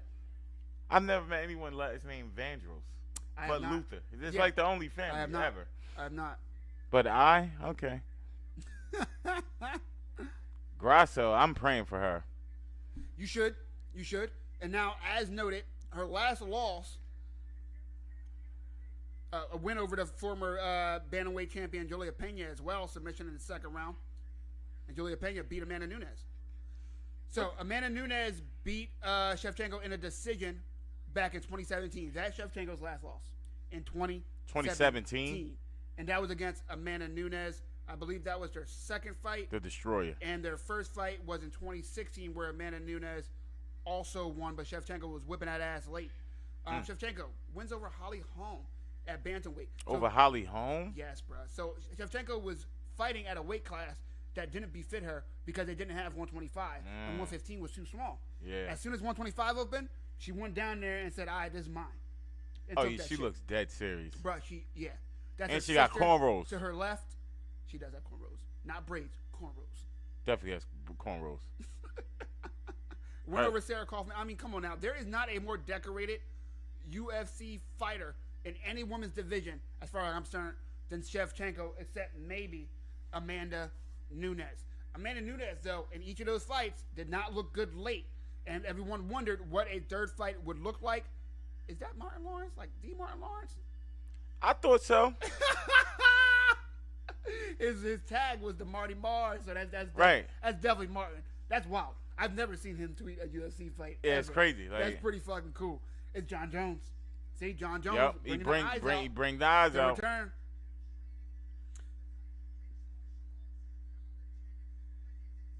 Who lost her last fight? Not a win. Her sister, bro. They were hell in middle school. You know that, right?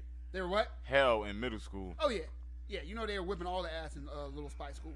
Come on. If you guys need links, closed mouths, don't get fed. Let your boy know we are at the co-main event. Valentina Shevchenko versus Alexa Grasso. See that tattoo of the gun? I mean, yeah. That's why she's a spy. Like a Ruger or something. She got a gun. That's a spy on gun. Her hip. It's literally a spy gun. She literally got a tattoo of a spy gun on her hip. Like a P90. Seriously. I agree that fight was close, and if someone says that Santos won that fight, I can't disagree with him, right? I can't disagree with him, but the record books will show it as a George W. for your girl, Valentina Shevchenko. I appreciate all you guys joining me live for UFC 285, Jon Jones versus Cyril Gane. It's your boy, Mike Just MMA, the man with the golden mic. Back at it like I never fucking left. You heard me? To my right, my internet left, Josh, the great Josh. He said he got one mic, one outfit, one take, and we out here. You understand what I'm saying to y'all? That's it. The end, baby. The end. Except it ain't, because we still out here. You understand what I'm saying to you? Question for the audience. What's up? Will we be together for the Ryan Garcia, Gervonta Tank Davis fight? Come on now, we out here. Come on. Well, big boxing, you guys let me know you give a fuck, I give a fuck. Big BKFC, bare knuckle, you give a fuck, I give a fuck. Big MMA, whether it's UFC, Bellator, PFL, One Championship, you give a fuck, I'm out here. Shit, you put Jake Paul against a cougar in a cage, and I'll be out here. You I'm 100% watching that. But I would indeed 100% watching Jake Paul that. in the cage. Hey, what? I favor the cougar. 100%. Early odds. I favor the Minus cougar against 1,000. him and Tommy Fury. Oh, for sure. For sure. Early odds where? Oh, she's minus 850. So you see what the odds makers think. Plus 600 underdog. You go ahead and bet $1,000 and win 6 bands. I don't know. For Alexa Grasso. I don't know. I ain't taking that bet, but you know. Grasso might surprise us tonight. We'll see. It's always a possibility when you're wearing 4-ounce gloves. I'll tell you that. Listen, Bruce Buffer is the best dressed dude. Oh yeah. In the building. Facts. The suit jacket is no tie because the suit jacket is too fire. You can't wear a tie with that. Okay. Yeah, Shevchenko she looked like a female crow cop. Yo, right? Grasso, like that name drop. Grasso looks calm, but like she's trying to stay calm. Like right? I'm here, I can win. Right. Like she's saying that to herself. This is okay. Yeah, we're fine. We're good. We're good. You know, like Wim Hof talking. Like that's kind of how like I can just hear herself talking to herself. Jake Paul's over this arena. I see the prime. Oh yeah, that's Logan's. Logan. Yeah, Logan that's his KSI. energy drink, right? Mm-hmm. They are the official energy drink of the UFC now. Okay. I'm sorry, sports hydration drink of the UFC because Monster is their energy drink sponsor. They got to make sure those little, subtle differences. Yes, sir. It's nuance. They renamed the red and blue corner. Like now they're like the red prime hydration corners. Wow, yeah, that's big. Stupid. That's Luckily, a big sponsor. Oh yeah, for sure. Luckily, like Bruce Buffer doesn't say it or anything. He still says in the red corner and all. Yeah. That's what people are worried about. They're like, please don't make Bruce Buffer. And the red hydration. Yeah, no one wanted to hear that. Effect corner. Luckily, all it meant was they put prime on it. Yeah. But Kudos to Logan making that bread, though. 100%. Him and KSI. Definitely. Didn't they fight? They fought before, right? Mm-hmm. Something like that. Yep. It was a good fight. For two YouTubers, yeah. Now KSI was talking about fighting Jake Paul. Of course, that was before Jake Paul took the L to Tommy Fury. He's not gonna fight Tommy Fury. You don't think? Oh. KSI. Oh no, definitely not. I don't think he wants to. He doesn't want to do what Jake's doing. He wants to do cornrows. He wants to do fights versus other entertainers. You know what I mean? Yeah, and he's setting up events like that. Yeah, which that's the bread and butter. Yeah. And the more popular their name gets in combat sports, they get more sponsors. And he's humongous overseas. And if they get NBA type sponsors like that, they can put their drinks there, call it a hydration drink instead of a sports drink. And KSI coming together with a former opponent and Logan and coming out with that sports drink. I mean, that was really smart. He's like, hey, Logan, you got the U.S., I got Europe, let's go. Those kicks come hard and fast. And that was fast as hell. Yeah, man, she's a sniper, bro. Yeah, Grasso's definitely fighting like I'm in here. If Grasso is going to throw those leg kicks, she needs to throw them things. She needs to throw them, yeah. You can't just touch her quad with your foot. You're going to get knocked the fuck out doing that. Shevchenko starts out slow. That's what she does. And then once she figures out your rhythm, your reach, etc., she puts it the fuck on you. She plays no games when it comes to that.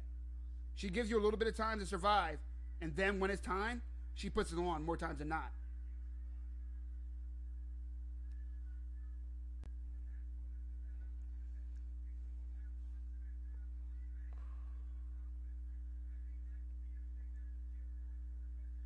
Once Shevchenko opens up, look for her to work that jab, look for her to work the combinations, get in and out, and work for her to throw those kicks aplenty.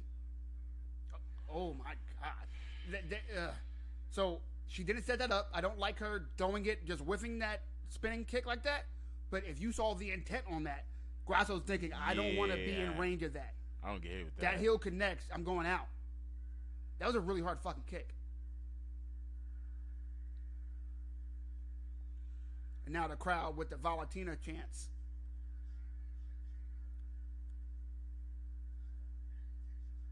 Nice leg kick for Shevchenko.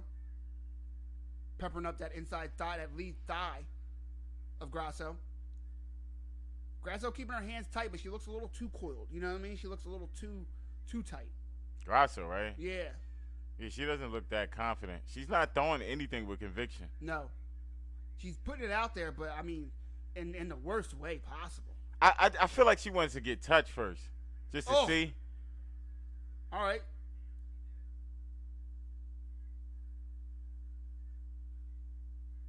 Weird feint from Grasso. Very weird. Like, that's low level. Like, I'm going to come in there if I want to. Shevchenko didn't bite on it at all. It's literally how she. It's literally what I. Yeah. She's getting out the way, though. I'd say that. Question mark kick. You got to be careful. It looks like it's coming to your body. Yeah. And then I don't know how the fuck they do it. Just whips. But it just whips. It's the weirdest shit. One of the best I ever seen was Holly Holm knocking someone out with that. Beth Correa, I think shorty name was. Put her out.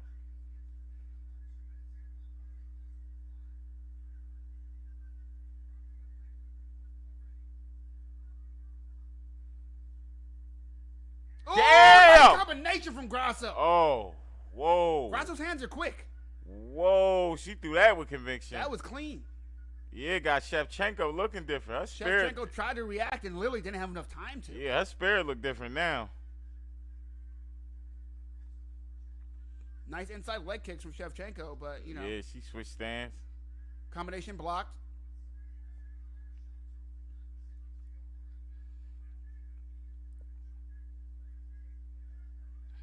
Nice little 1-2. You know, Shevchenko was able to back up and get out the way of the pop, but they landed. Shevchenko really ain't doing shit. No, she's not. She does historically start late, but Grasso's not like hurting her, but she's definitely putting her stamp, like her energy, into that cage more than Shevchenko is right now. I mean, if the round ended right now and you're a judge, you know, I'd give it to Grasso. Yeah, definitely. I'd kick to the body from Shevchenko.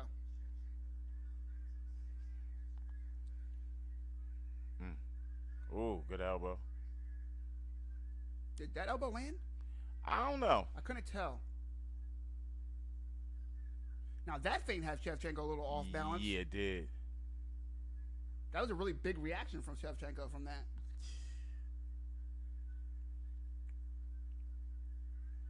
Cross blocked.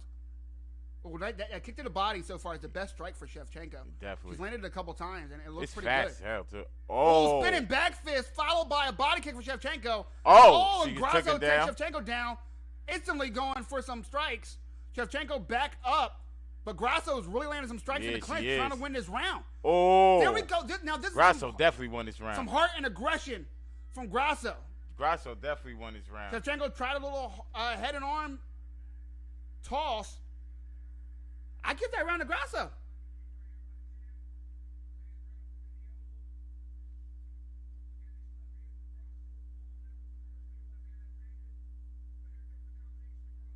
Yeah, this combination right here. Boom. Able to get in there with the jab. Boom. That was nice. That was nice, and for sure, I give that first round to Grasso. Who do you got, Josh? Oh, I definitely gave it to Grasso. She definitely changed the mood of the fight. Is Josh wearing a Brahma Bull short sleeve hoodie? That's what Ant wants to know. I don't know. It's definitely a short sleeve hoodie. Like, I'm definitely confused about the seasons. So, I'll be honest with you. I don't know. but I don't know the name of this. Closed mouths don't get fed. Let your boy know. Like, subscribe, etc., etc., etc. It is the co-main event of UFC 285. Jon Jones versus Cyril Gane. That's right. It's your boy Mike Jesse MMA, the man with the golden mic. Back at it like I never fucking left. To my right, my internet left. Josh, the great Josh. It is the co-main event. Shevchenko versus Grasso. Grasso trying to pick it up a little bit. Shevchenko needs to do the same. Beautiful double leg. Just as I say that, changes levels underneath a really lukewarm jab from Grasso. They're both been throwing little pokey pawing shots, and I've been waiting for one person to capitalize. Shevchenko, this round at least, seems to be able to do that. Duck under that lazy ass jab, go for a double leg, take her down pretty easily. Now let's see if she can do anything with it.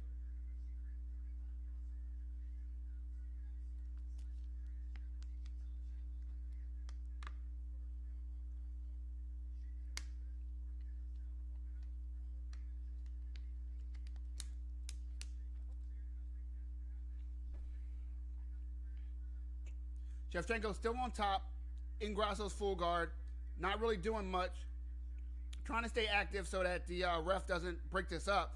But I say we're about 60 seconds from the ref breaking it the fuck up. Both ladies landing some shots that don't matter. I don't understand what Grasso's doing. She's taking her right arm, putting it over the back of the neck of Shevchenko and grabbing behind her knee. I really don't understand that one. Shevchenko now able to work herself into side control. Grasso doesn't seem to know how to get out of this. Take over for me real quick, Josh. Mm-hmm.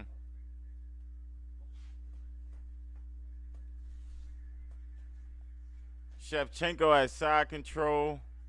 She got one of them arms too, like, so if she can get out, Shevchenko not really doing anything with it, but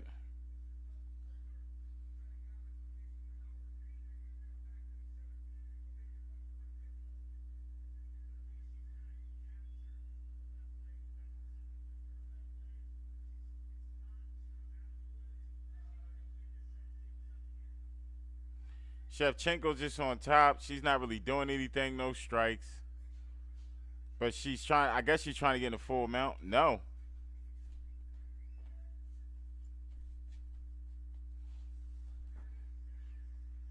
Up, Grasso's got up. Grasso's up. That's beautiful that she was able to. Usually when you're in side control, you have to like work your way back in a half guard or something to really get back up there. You can toss or whatever. She was able to literally just stand the fuck up. Literally.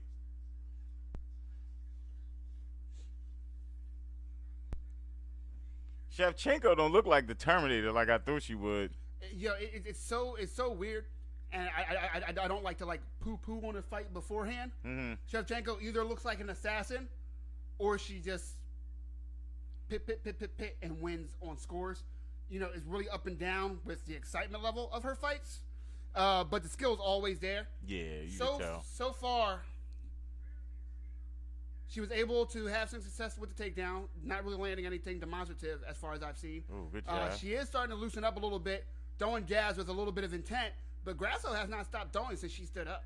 She's on her. Mm-hmm.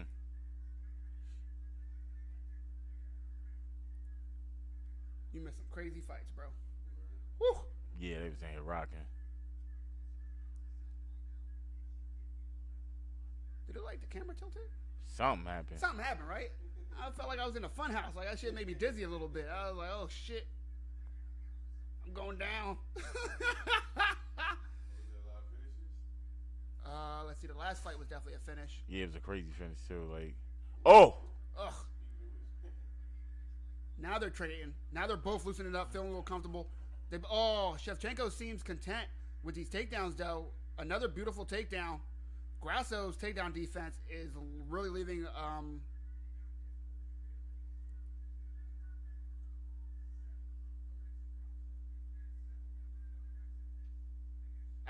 I am not impressed with the defensive wrestling from Grasso, and I don't like the fact that she seems a little bit too content with staying on the bottom.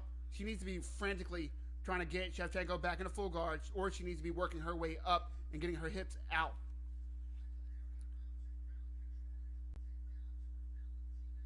But right now, you see she has that leg kind of locked up to stay in the half guard. Maybe because it's the end of the round, she didn't want to, explode and take too much energy. Figured she lost that round. I get it, but you got to be careful. You never know what Shevchenko is going to do down there. I think one round. Decent fight so far. Not the most exciting, but what I do like is towards the end, it looks like they're both opening up.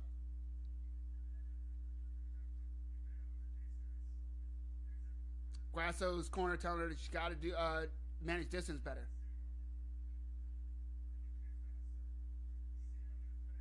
Oh, they had Shevchenko's corner audio while they had the fucking video big for Grasso. That's fucking weird.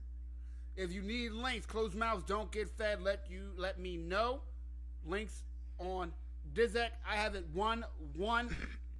Once again, Valentina Shevchenko versus Alexa Grasso. They are opening up a bit, but it's anyone's fight as of now. Yeah, it's definitely 1-1. Grasso has really quick hands.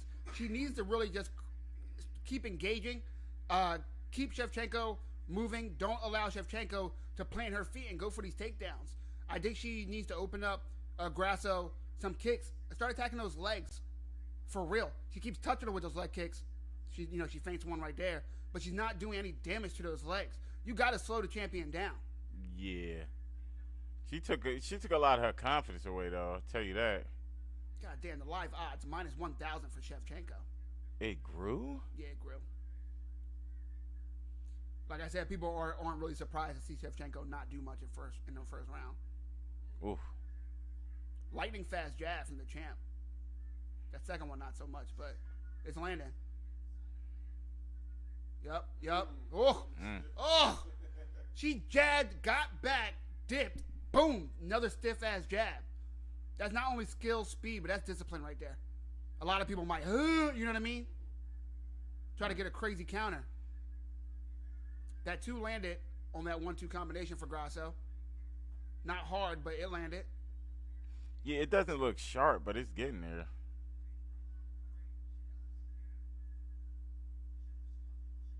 Oh! Shevchenko's feeling confident with her head movement. She just didn't sell that at all. At all. She said, I'm going to get it. Takedown. That's it. Like,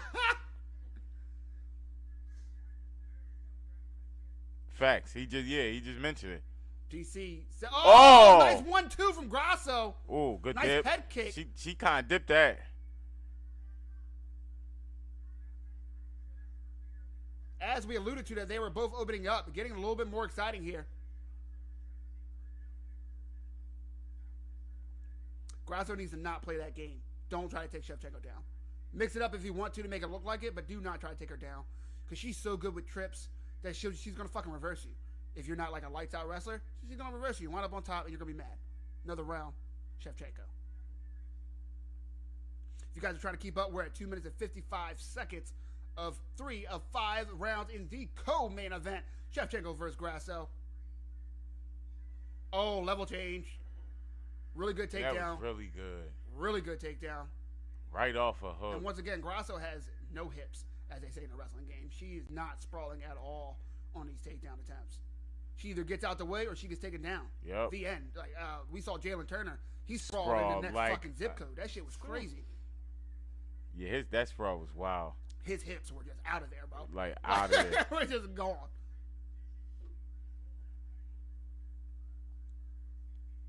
A little bit of a rubber guard Grasso's trying to work, but I mean, just work your way up.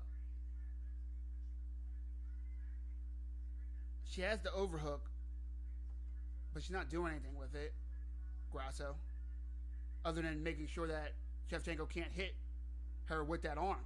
But you can't just hope for a ref in a championship fight to stand you up. You can't. And even if they do, how much time passed? Well, you're on the bottom. And we saw versus Alexander Volkanovski versus Islam Makhachev. Even if you're on the bottom and you're doing damage and that person on the top's not, they're going to give it to the person on the top. It's just how they judge. Yeah. It just is what it is. You could just not be doing nothing, but if you can't get up. Yep, exactly. If you can't get up, you're losing a round. You're losing. Judges ain't trying to hear nothing else.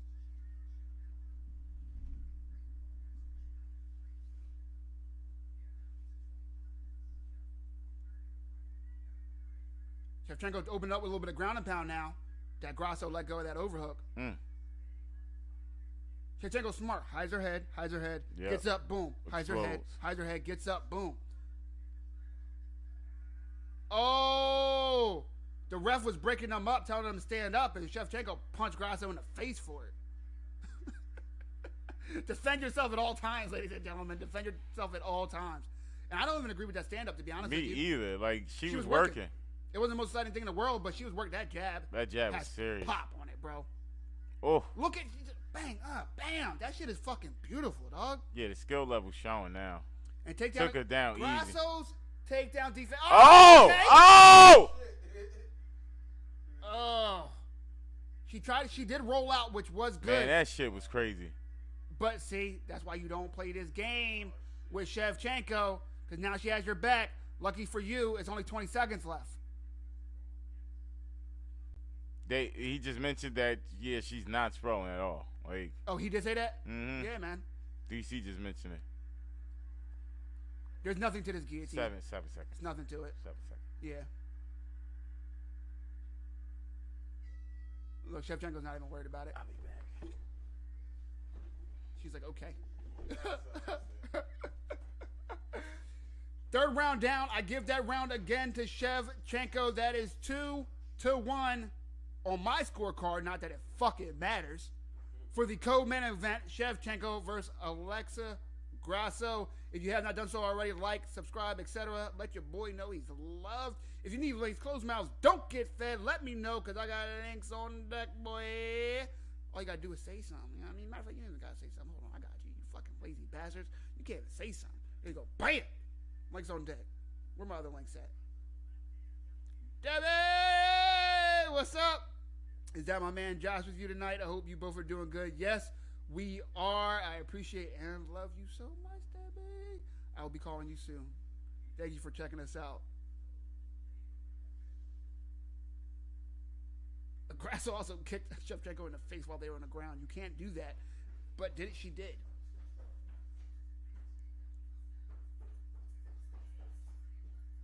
Deb commented. She said, what's up? Yeah.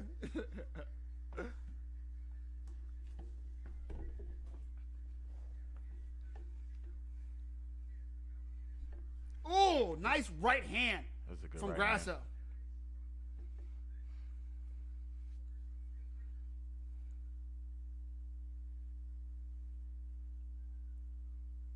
Hand. Shevchenko calm because she doesn't really have anything to worry about. Yeah. There's not like a big hook that's hit her hard. You know what I mean? Like, nah, she just had a good 1-2. That's about literally it. the best thing that Grasso's shown is a 1-2, but she's not landing it regularly. That's really not sharp either. And she had to figure out the range to be able to make it effective.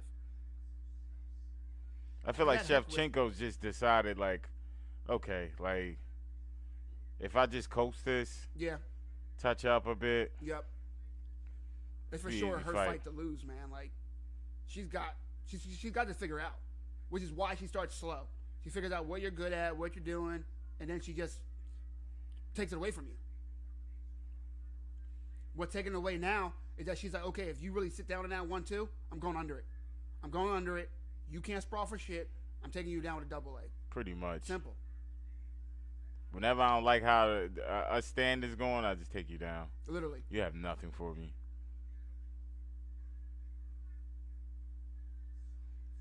Grasso doesn't look like a pro.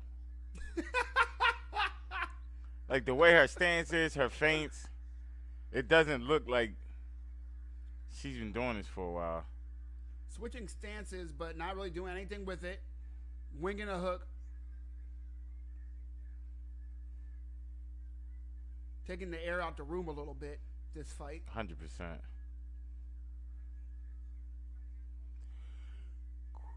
Cause she has to take it. She has to take the fight. She has to. She Like, has to put it on her, but yeah, she's so afraid of that double leg at this point. And the jab is serious. Yeah. When she does sit down, yeah, Shevchenko, jab, dip, jab. She's hit her with that same thing like 4 or 5 times this fight. Yeah.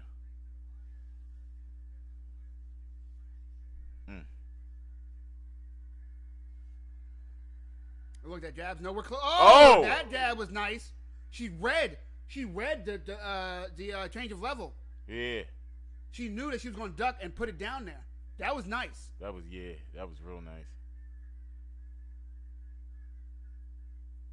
But you got to do more. You're not going to win this with one jab. As Shevchenko doubles up on her jab. We haven't seen many kicks this round from Shevchenko, though. Grasso going for the takedown, which, I mean, yeah. That didn't look like, yeah. It wasn't a good takedown attempt.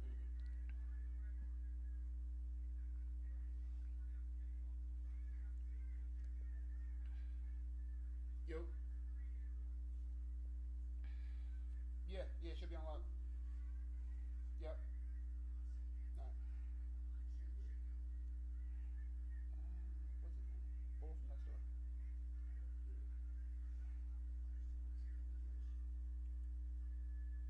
You can Oof. move that, bro. Oh yeah, I guess you don't want him to sit right in front of you.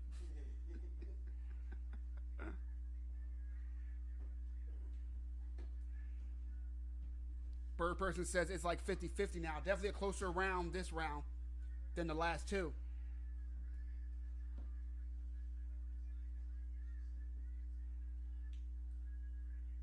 I don't understand why Chev. Oh! Oh, that was a bad Grasso got her back. decision. She That got was her a back bad so idea. fast. Bird person says don't tap.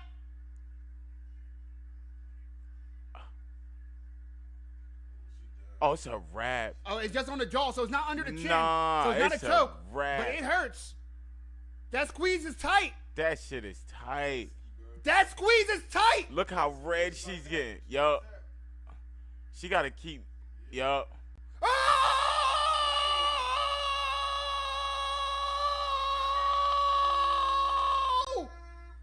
What the fuck just happened? She did a dumb ass move, bruh. That was so dumb. Did you see the distance? She was so close to her and tried a fucking spinning backhand. And just gave her back. Bro, who bet on this result? God damn, that shit was a negative 1,000. Yo, bruh. Bruh. What?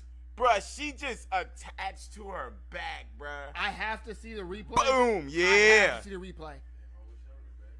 Bruh. Holy shit. Oh. That robe? All right. What up, bro? Look, she can't believe what happened, bruh. Holy shit. I can't fucking believe that's that. Now, let's watch the replay. Look how... She tried to throw that spinning kick to the body, but she was too close. That was She dumb. was way too close. The range was horrible. A fucking... I don't even understand. That was a huge mistake. Look, I get it. She was knew it. Push. She knew it. Soon as she fucked up. She was trying to either land with the heel Or land push with away. the bottom of the foot to push Grasso away from her. There's easier ways to That's get someone risky. off Yeah, that's than to like... throw that shit against the cage. And look, Grasso as soon On her. as she exposed the back, Choked all the shit over out of her. her. The choke wasn't even done correctly. When I say correctly, because you're like, what the fuck do you know? She made her tap. It wasn't under the chin. It wasn't a jaw. choke. She did not choke Shevchenko out. She squeezed her jaw until it hurt so much that she tapped. Yeah, bruh. Was never an actual choke. What That it shit did, hurt, though. it started cutting off the blood on the side of the necks, right? That definitely happened. And she got her chin pressed against the bottom, the middle of her neck. It stopped some of the blood flow, not all. But what it does, when you saw her really get in there, and you saw her really grab her bicep and squeeze, it hurt the jaw, the face so much of the champion Shevchenko, the spy woman herself, that she had to tap. It's so rare to see someone tap wow. in the UFC from a rear naked that's only on the jawline. We see one of the best to ever do just that. Holy shit! And new Alexa Grasso. I cannot odds on this. fucking believe it. If you put money on Grasso, You put 100. You won 850 right now. jeez, bro. She was plus 850. That's fucking amazing. That is amazing. I think we're definitely about to see tears. I can't fucking believe it. Choke the shit out of her. It says one word: whelp. Holy fuck. Let's hear what she has to say as we get the stats ready for the next fight. We're going to delve into what's coming up next. It's on. Like to break it down in the morning. Bruh, I can't believe what just happened. Who saw that coming? Nobody. All she had was a 1-2. Nobody. Next thing you All know, she she's Ultra Instinct Yep. attached to her back and choked the shit out. Look at this shit. She got on the Bruh. back so fast. You said I fucked up? Oh, chill out, bruh. Chill out, bruh. It's my cheat snack. Oh my God. Petite brownie bites look great. You know what I mean? I got the small Jones, so I don't go Amazing. crazy. Get like 2 of them. You know what I mean? Feeling good. PBBs.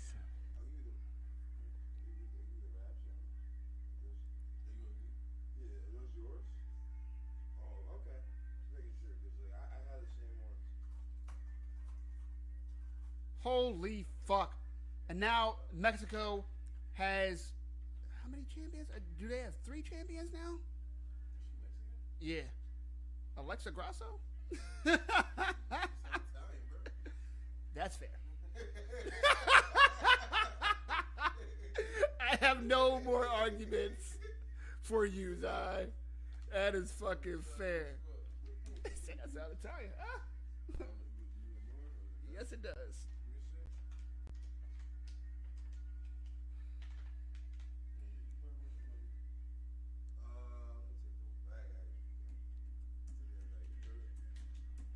The fight coming up, man. Yes, sir. Yes, sir. Man, Jon Jones better do his thing. I'm just letting Grasso say her thing, getting these stats ready. I'm trying to see who. Bruh, is this the vibe of the night? I don't know, bro. Did she just set the tone? I don't fucking know. Bruh, that shit was wild. We have 2 Mexican champions now. Bruh, it wasn't even like technique. It was just like the opportunity came and she just jumped on that shit like she knew it was 100% coming. opportunistic as hell, Alexa Grasso. Facts. Like she read like the future. Oh, spin it. Nope. Let's hear from Valentina. See what the fuck she has to say about that lapse in judgment. That was dumber than John Morant been the last couple days.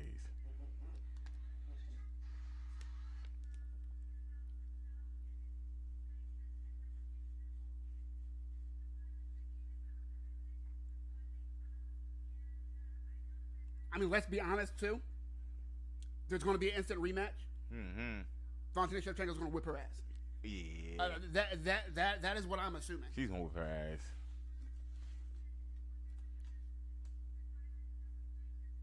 She just lost her head. Literally. I mean, I can't believe it. She can't believe it. Joe Rogan can't believe it. Oh, motherfuckers that bet definitely can't believe it, bro. Facts like, oh, easy, buddy. Oh, yeah. But I would tell somebody to bet their house that Valentina was going to win this fight.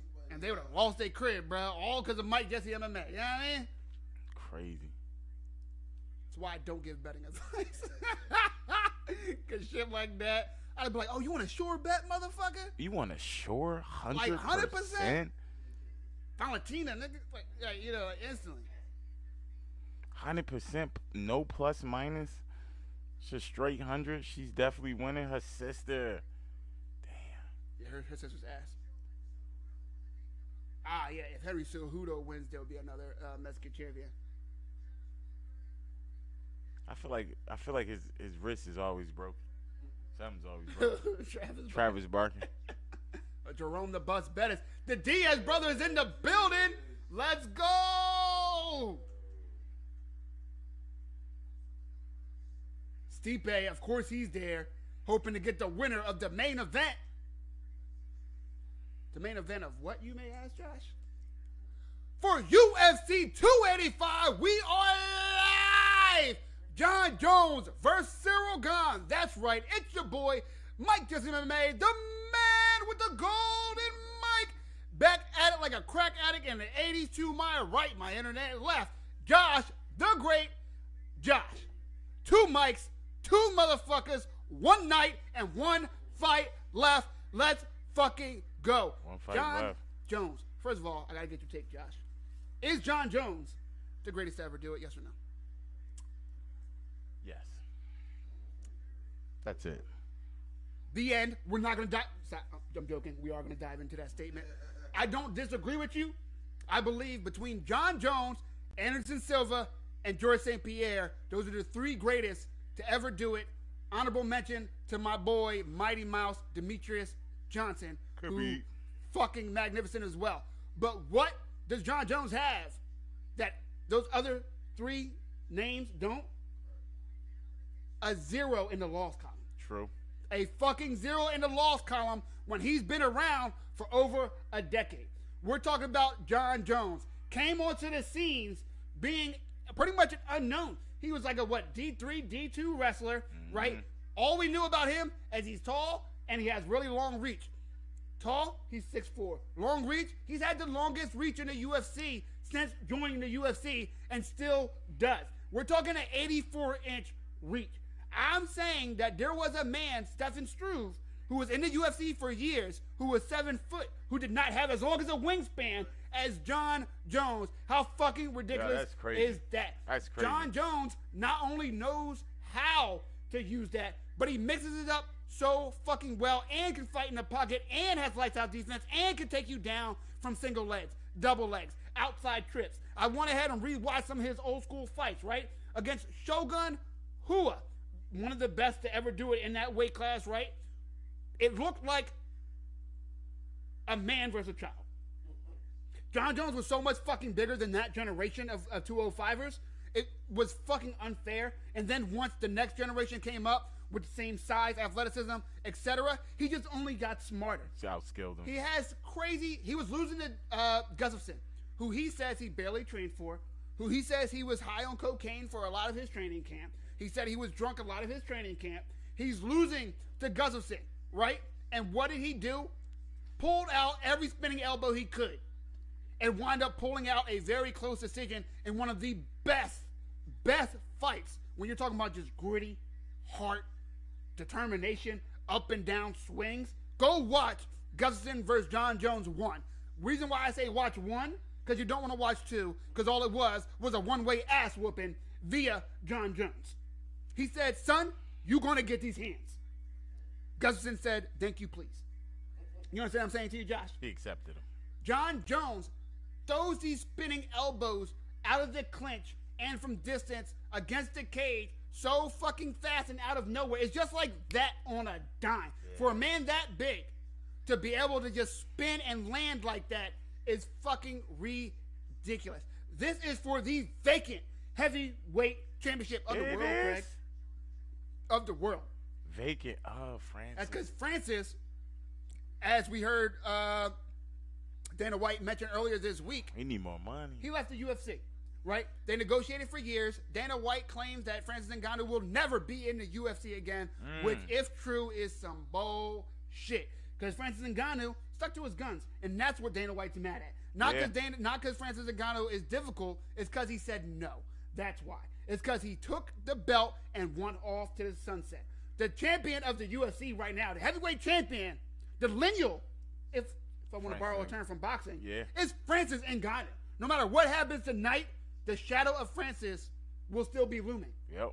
With that being said, you see the celebrities in the crowd. You see Martin Lawrence tweeting. He is. You see a bunch of big names talking about this fight. They are. It's not because of any other fighter on this card not named Jon Jones. Jon Jones hasn't fought in 3 years. His last 2 championship fights, Thiago Santos, Dominic Reyes, were very, very, very close decision wins. Some people, including myself, had him losing 1, if not 2, of those fights. But, as we talked about earlier, he walked away with George W.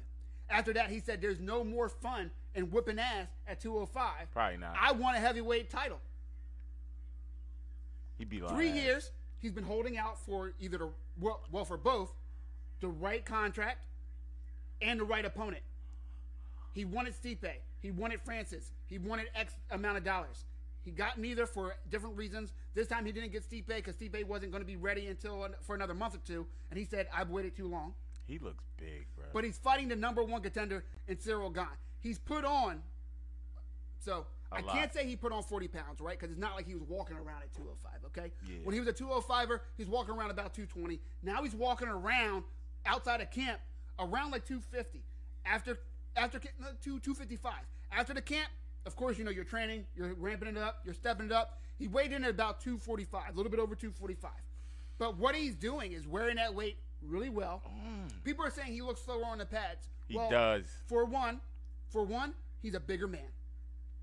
For 2, he's not 22 anymore. True. So yes, he does look slower at 34, however the fuck old he is, than he would at 24. Yeah. Right? But do we think that he has been sitting idle? Do we think a man who won championships high on cocaine, right, isn't able to learn new tricks, isn't able to figure out how to use this new body, this new frame for his benefit? Do we think that he can't take down a man who was taken down several times by Francis Ngannou, who's never wrestled a day in his life? I think Jon Jones is licking his chops, y'all. Yeah.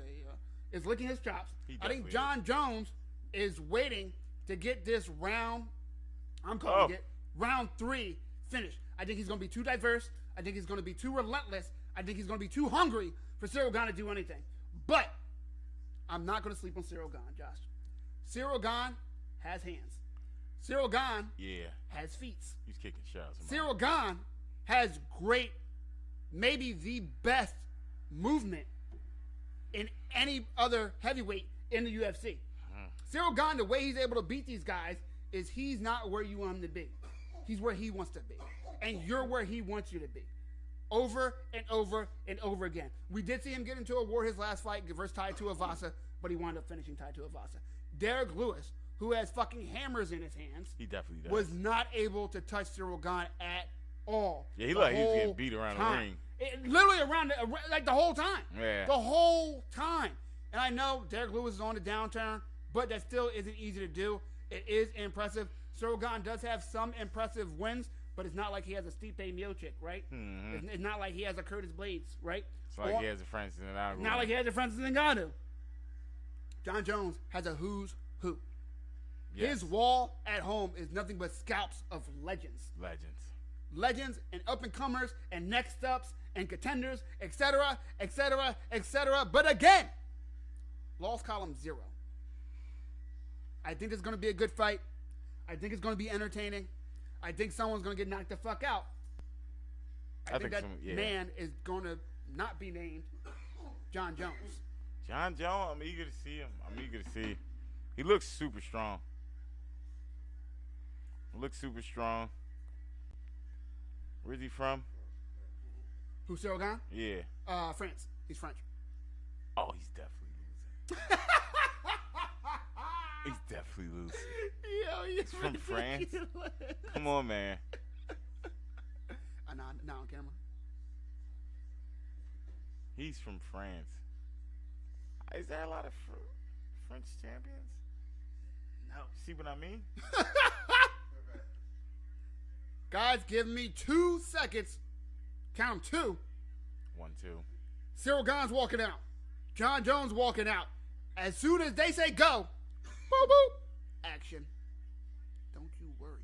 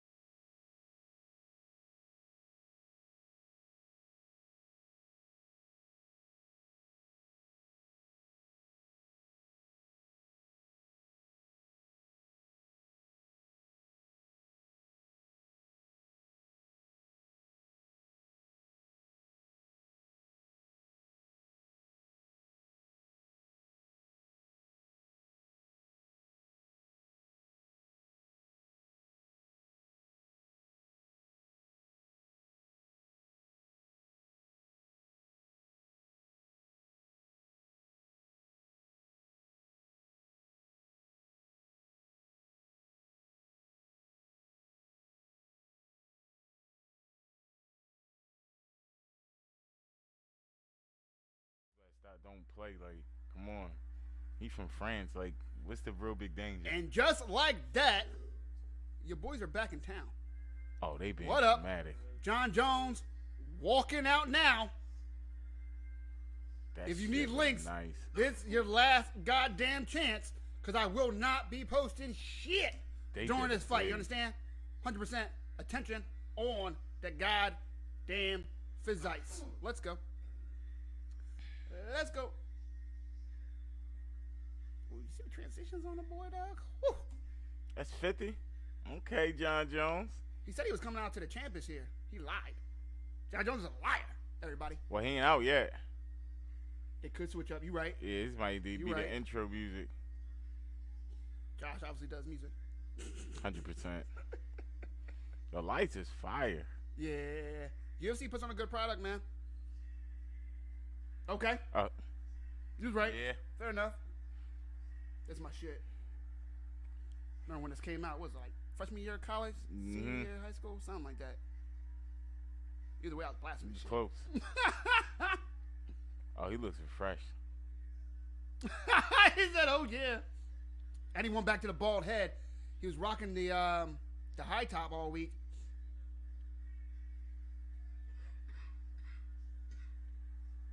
I don't even know why he goes with the bald head, because he's not balding at all. He isn't? No. His hairline looked intact. Hilarious. It's hilarious. He had perfectly good hair all week. He can get a fade. He can get waves. A lot of choices. He's like, yo, I do what the fuck I want. You know, I'm going to go with the bald head. Literally. Oh, he's feeling himself. He's feeling it. It's been a while. I'm not a Jon Jones the person fan. I am for sure a Jon Jones the fighter fan. It's been a while since we saw the great one make this walk. It's been a while since we felt this energy, and I just forget how calm, cool, and confident that this motherfucker looks in the octagon. I know he's not even in it yet, but come on, look at this guy, man. Who was that? Was that his girl? I don't know, because his baby mom, I heard they broke up after the last domestic incident. Well, it's domestic. I was about to say that's on her, but maybe I didn't know it was domestic. Yeah, Jon Jones is a wild boy, which is why I'm not a fan of Jon Jones the person. I feel like you have to be some sort of a wild boy to be on this level. Hey, it looks like it, right? Some sort. It seems like it. And if you are great and famous and we haven't heard anything about you, you probably have very good NDAs. A lot. I know if I was on that level, I would have them on hand. Oh, for sure. All you got to do is go to Leonardo DiCaprio, bro. Facts. I hear he's got the best in the game.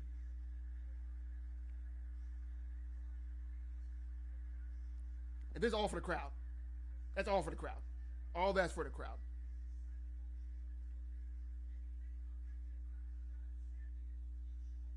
I was wondering if he would be with his longtime coach, Greg Jackson, because he did get kicked out of that camp. Looks like he is. Wait, Greg Jackson is not a black dude. No. I've never met a Jackson that wasn't. First time for everything. First time for everything, bro. Definitely Phil Jackson. That did definitely. Oh, Phil Jackson, you right. Slipped the noggin. You right. Come on, man. Phil Jackson's the first. Jackson won. Do you guys feel this fucking excitement? Facts, like. Do you guys feel this fucking energy? He about to dodge the Vaseline. Do you know what we are about to see? I don't. That's why I'm here. Feel me? Sean said, yeah. What up, Sean? Yeah. B. Woods said, Rue Dogs. What it does, bruh. Said, 2 got faded this week. You not lying. You not lying, B. You know we did. 100%. Like, I don't believe Jon Jones is off the cooks. I'm not going to lie to y'all. So he probably stepped it up. You know what I mean? Word. Crystal meth. Word. Feel like it's been a while since I fought. Might as well. Hit the meth. Man. Pass the line to the left-hand side, he said. He's doing a lot right now. Yeah, what's happening? Who's he talking to? Okay.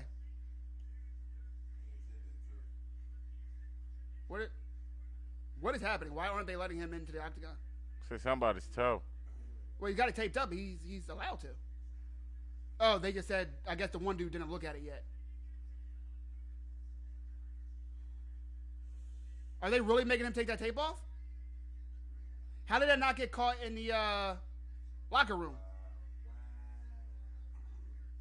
So now, if you guys aren't familiar with why he has that toe taped up like that, it's because it got destroyed in the Chael Sonnen fight. They showed a picture of it. So say your big toe is like supposed to bend in a little bit like this. It was like that and up.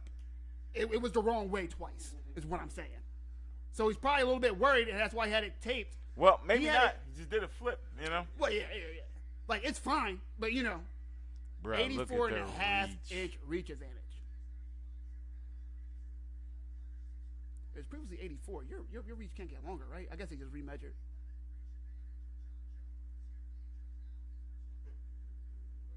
I mean, Gane's not a small guy. Nah, not at all. 81 inch reach advantage. Heavyweights.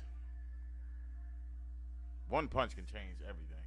100%, which is why I would never bet money on a UFC heavyweight fight, ever. Ever.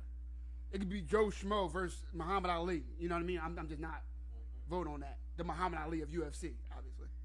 I think it's going to be short. I got 3rd round KO.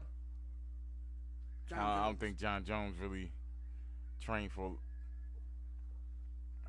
I don't know, bro. This physique is throwing me off.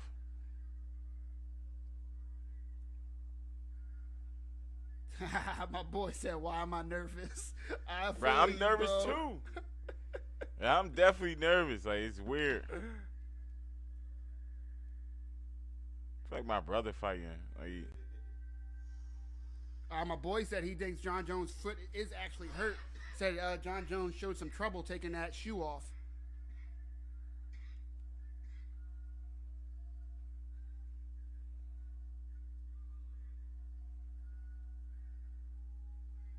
Bruce Buffer telling the truth. Said this is the night we've all been waiting for. Them's facts. Seriously. Before we get started, for the last time of the night, we are live for UFC 285. Jon Jones versus Cyril Gane. That's right. It's your boy, Mike Jesse MMA, the man with the golden mic, for the last time of the night. To my right, my internet left, Josh, the great Josh. We ready. Like, subscribe, etc. If you need links, they there. Find them. Don't find them. If you waited this long, you fucked up, buddy. You fucked up. You can ask during the fight, but no promises. Your boy is locked in. Jon Jones, Cyril Gane, vacant UFC title. What?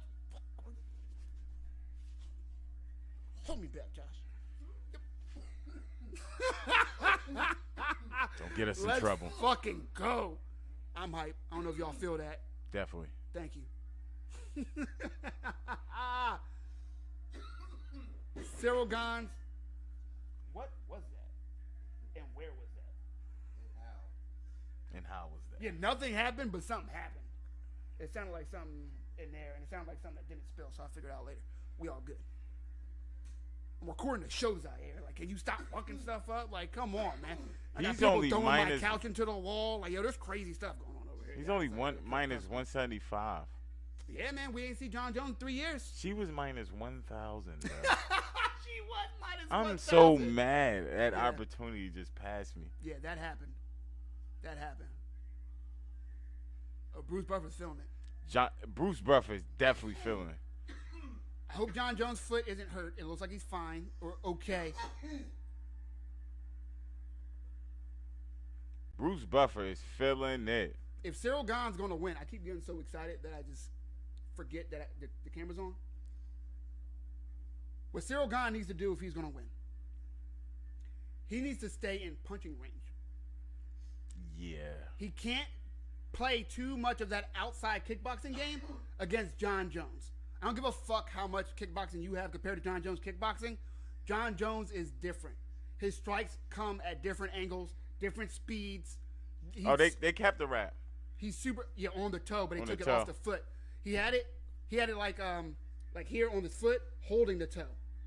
It was all taped together. Low blow already, according to Jon Jones. Cyril Gane said no. We. Damn, 9 seconds. Yeah, slow down. Slow down. Of course, for some reason, the UFC always has the replay. Oh, yeah, he kicked right in the balls. Yeah. Definitely kicked him in the nuts. He said, whoa, hold on. If Jon Jones is going to win, he needs to keep Cyril Gane either on the outside of his kicks or against the cage and in clinches where his elbows really shine. That is Jon Jones' easiest path to victory. And if Cyril Gane tries to keep the pressure too much forward momentum, that's when Jon Jones starts working at wrestling. And I believe he's going to be successful at it.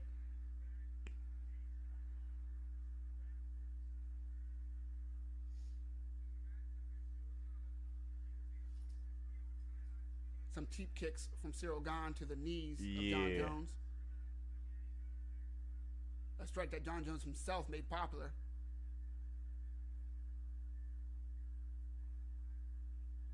I don't know, that tape just makes me super worried about that foot. If I'm Cyril Gane, I step on it. Twice. Nice jab to the body from Cyril Gane, but you can't throw that naked. And again, too much forward momentum, that's when Jon Jones works his wrestling. You would think I did this shit. And Jon Jones is not one of those guys that just stays on top of you. He's working the ground and pound. Already landed a couple shots. Now I'm trying to gain his position. Then he'll work some more shots. Then try to advance position. He's grabbing that far side wrist. If he can control that, Cyril Gane's done.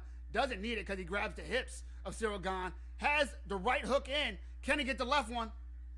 The hook's out. Cyril Gane doing well, keeping his back squished up against the cage. Got him down again. But Jon Jones is too fast. Changes position, switches sides.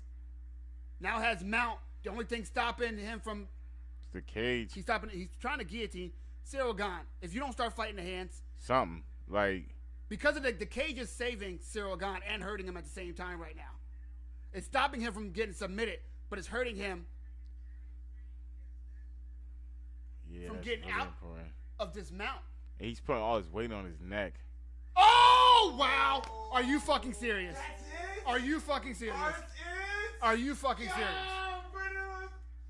Yo! Boy, no way. Yo, snapping this. Boy, no motherfucking way.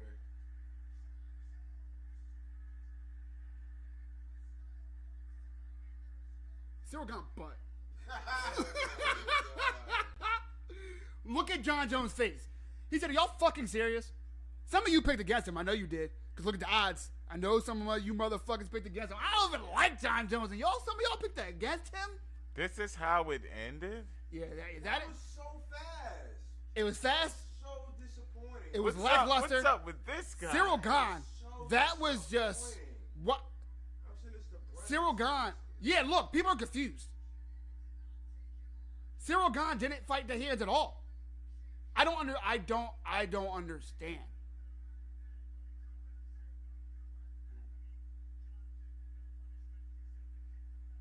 I mean, Jon Jones might as well fight fucking next month. Why not, right? What? There were some people saying, and I think it was just to sell the fight, they're like, I think Cyril Gane's a harder matchup for him than Francis Ngannou. Shut the fuck up. That makes no fucking sense. What? Because he was always going to out-wrestle the fuck out of Cyril Gane. Okay. That was always, look, see? Too much forward momentum. You're going down. Look, you're wrestling. Yo, his hips never moved. He never even tried to get his hips out. Yeah. His wrestling takedown. He said that he got taken down from Francis Ngannou because he didn't expect Francis to shoot, so he didn't practice takedown defense. Which, okay, that means you don't have natural takedown defense. But okay, I can understand it, right? You're a guy. You need to train for it. You need to get the reps in, get the instincts going. But you knew you were going to get. He was going to try to take it down. Yeah, but he didn't fight the hands at all. He didn't fight the hands at all. And Jon Jones said, everybody shut the fuck up. Wow. Like, And once again, Ant says, well.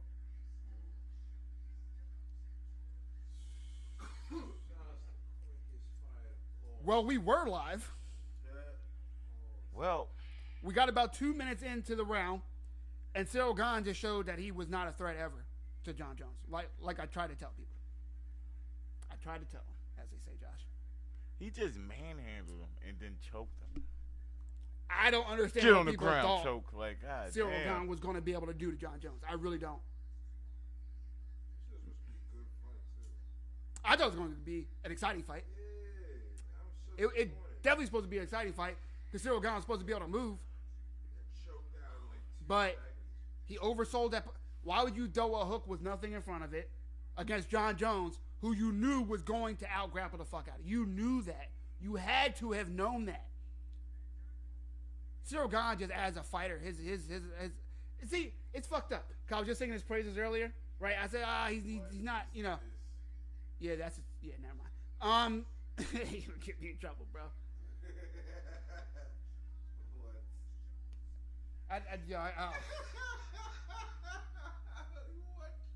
Bruh. Who's this? Cyril Gane that's dad. Cyril Gane has good wins. But I said, not against that guy, not against these guys, not did against say those that. guys. I said that, right? And I'm confident that he's not going to get those wins.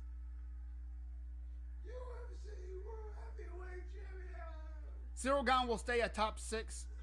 After this, he's obviously going to stay number 1. Because Jon Jones champ, he'll be number 1, number 2, whatever.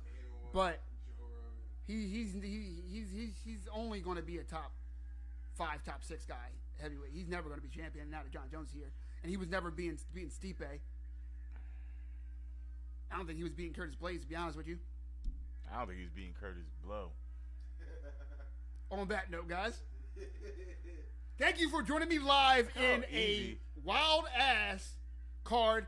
It was a great card, mostly a shocking card, largely, but this was as expected, at least from your boy Mike, MMA, the man with the golden mic.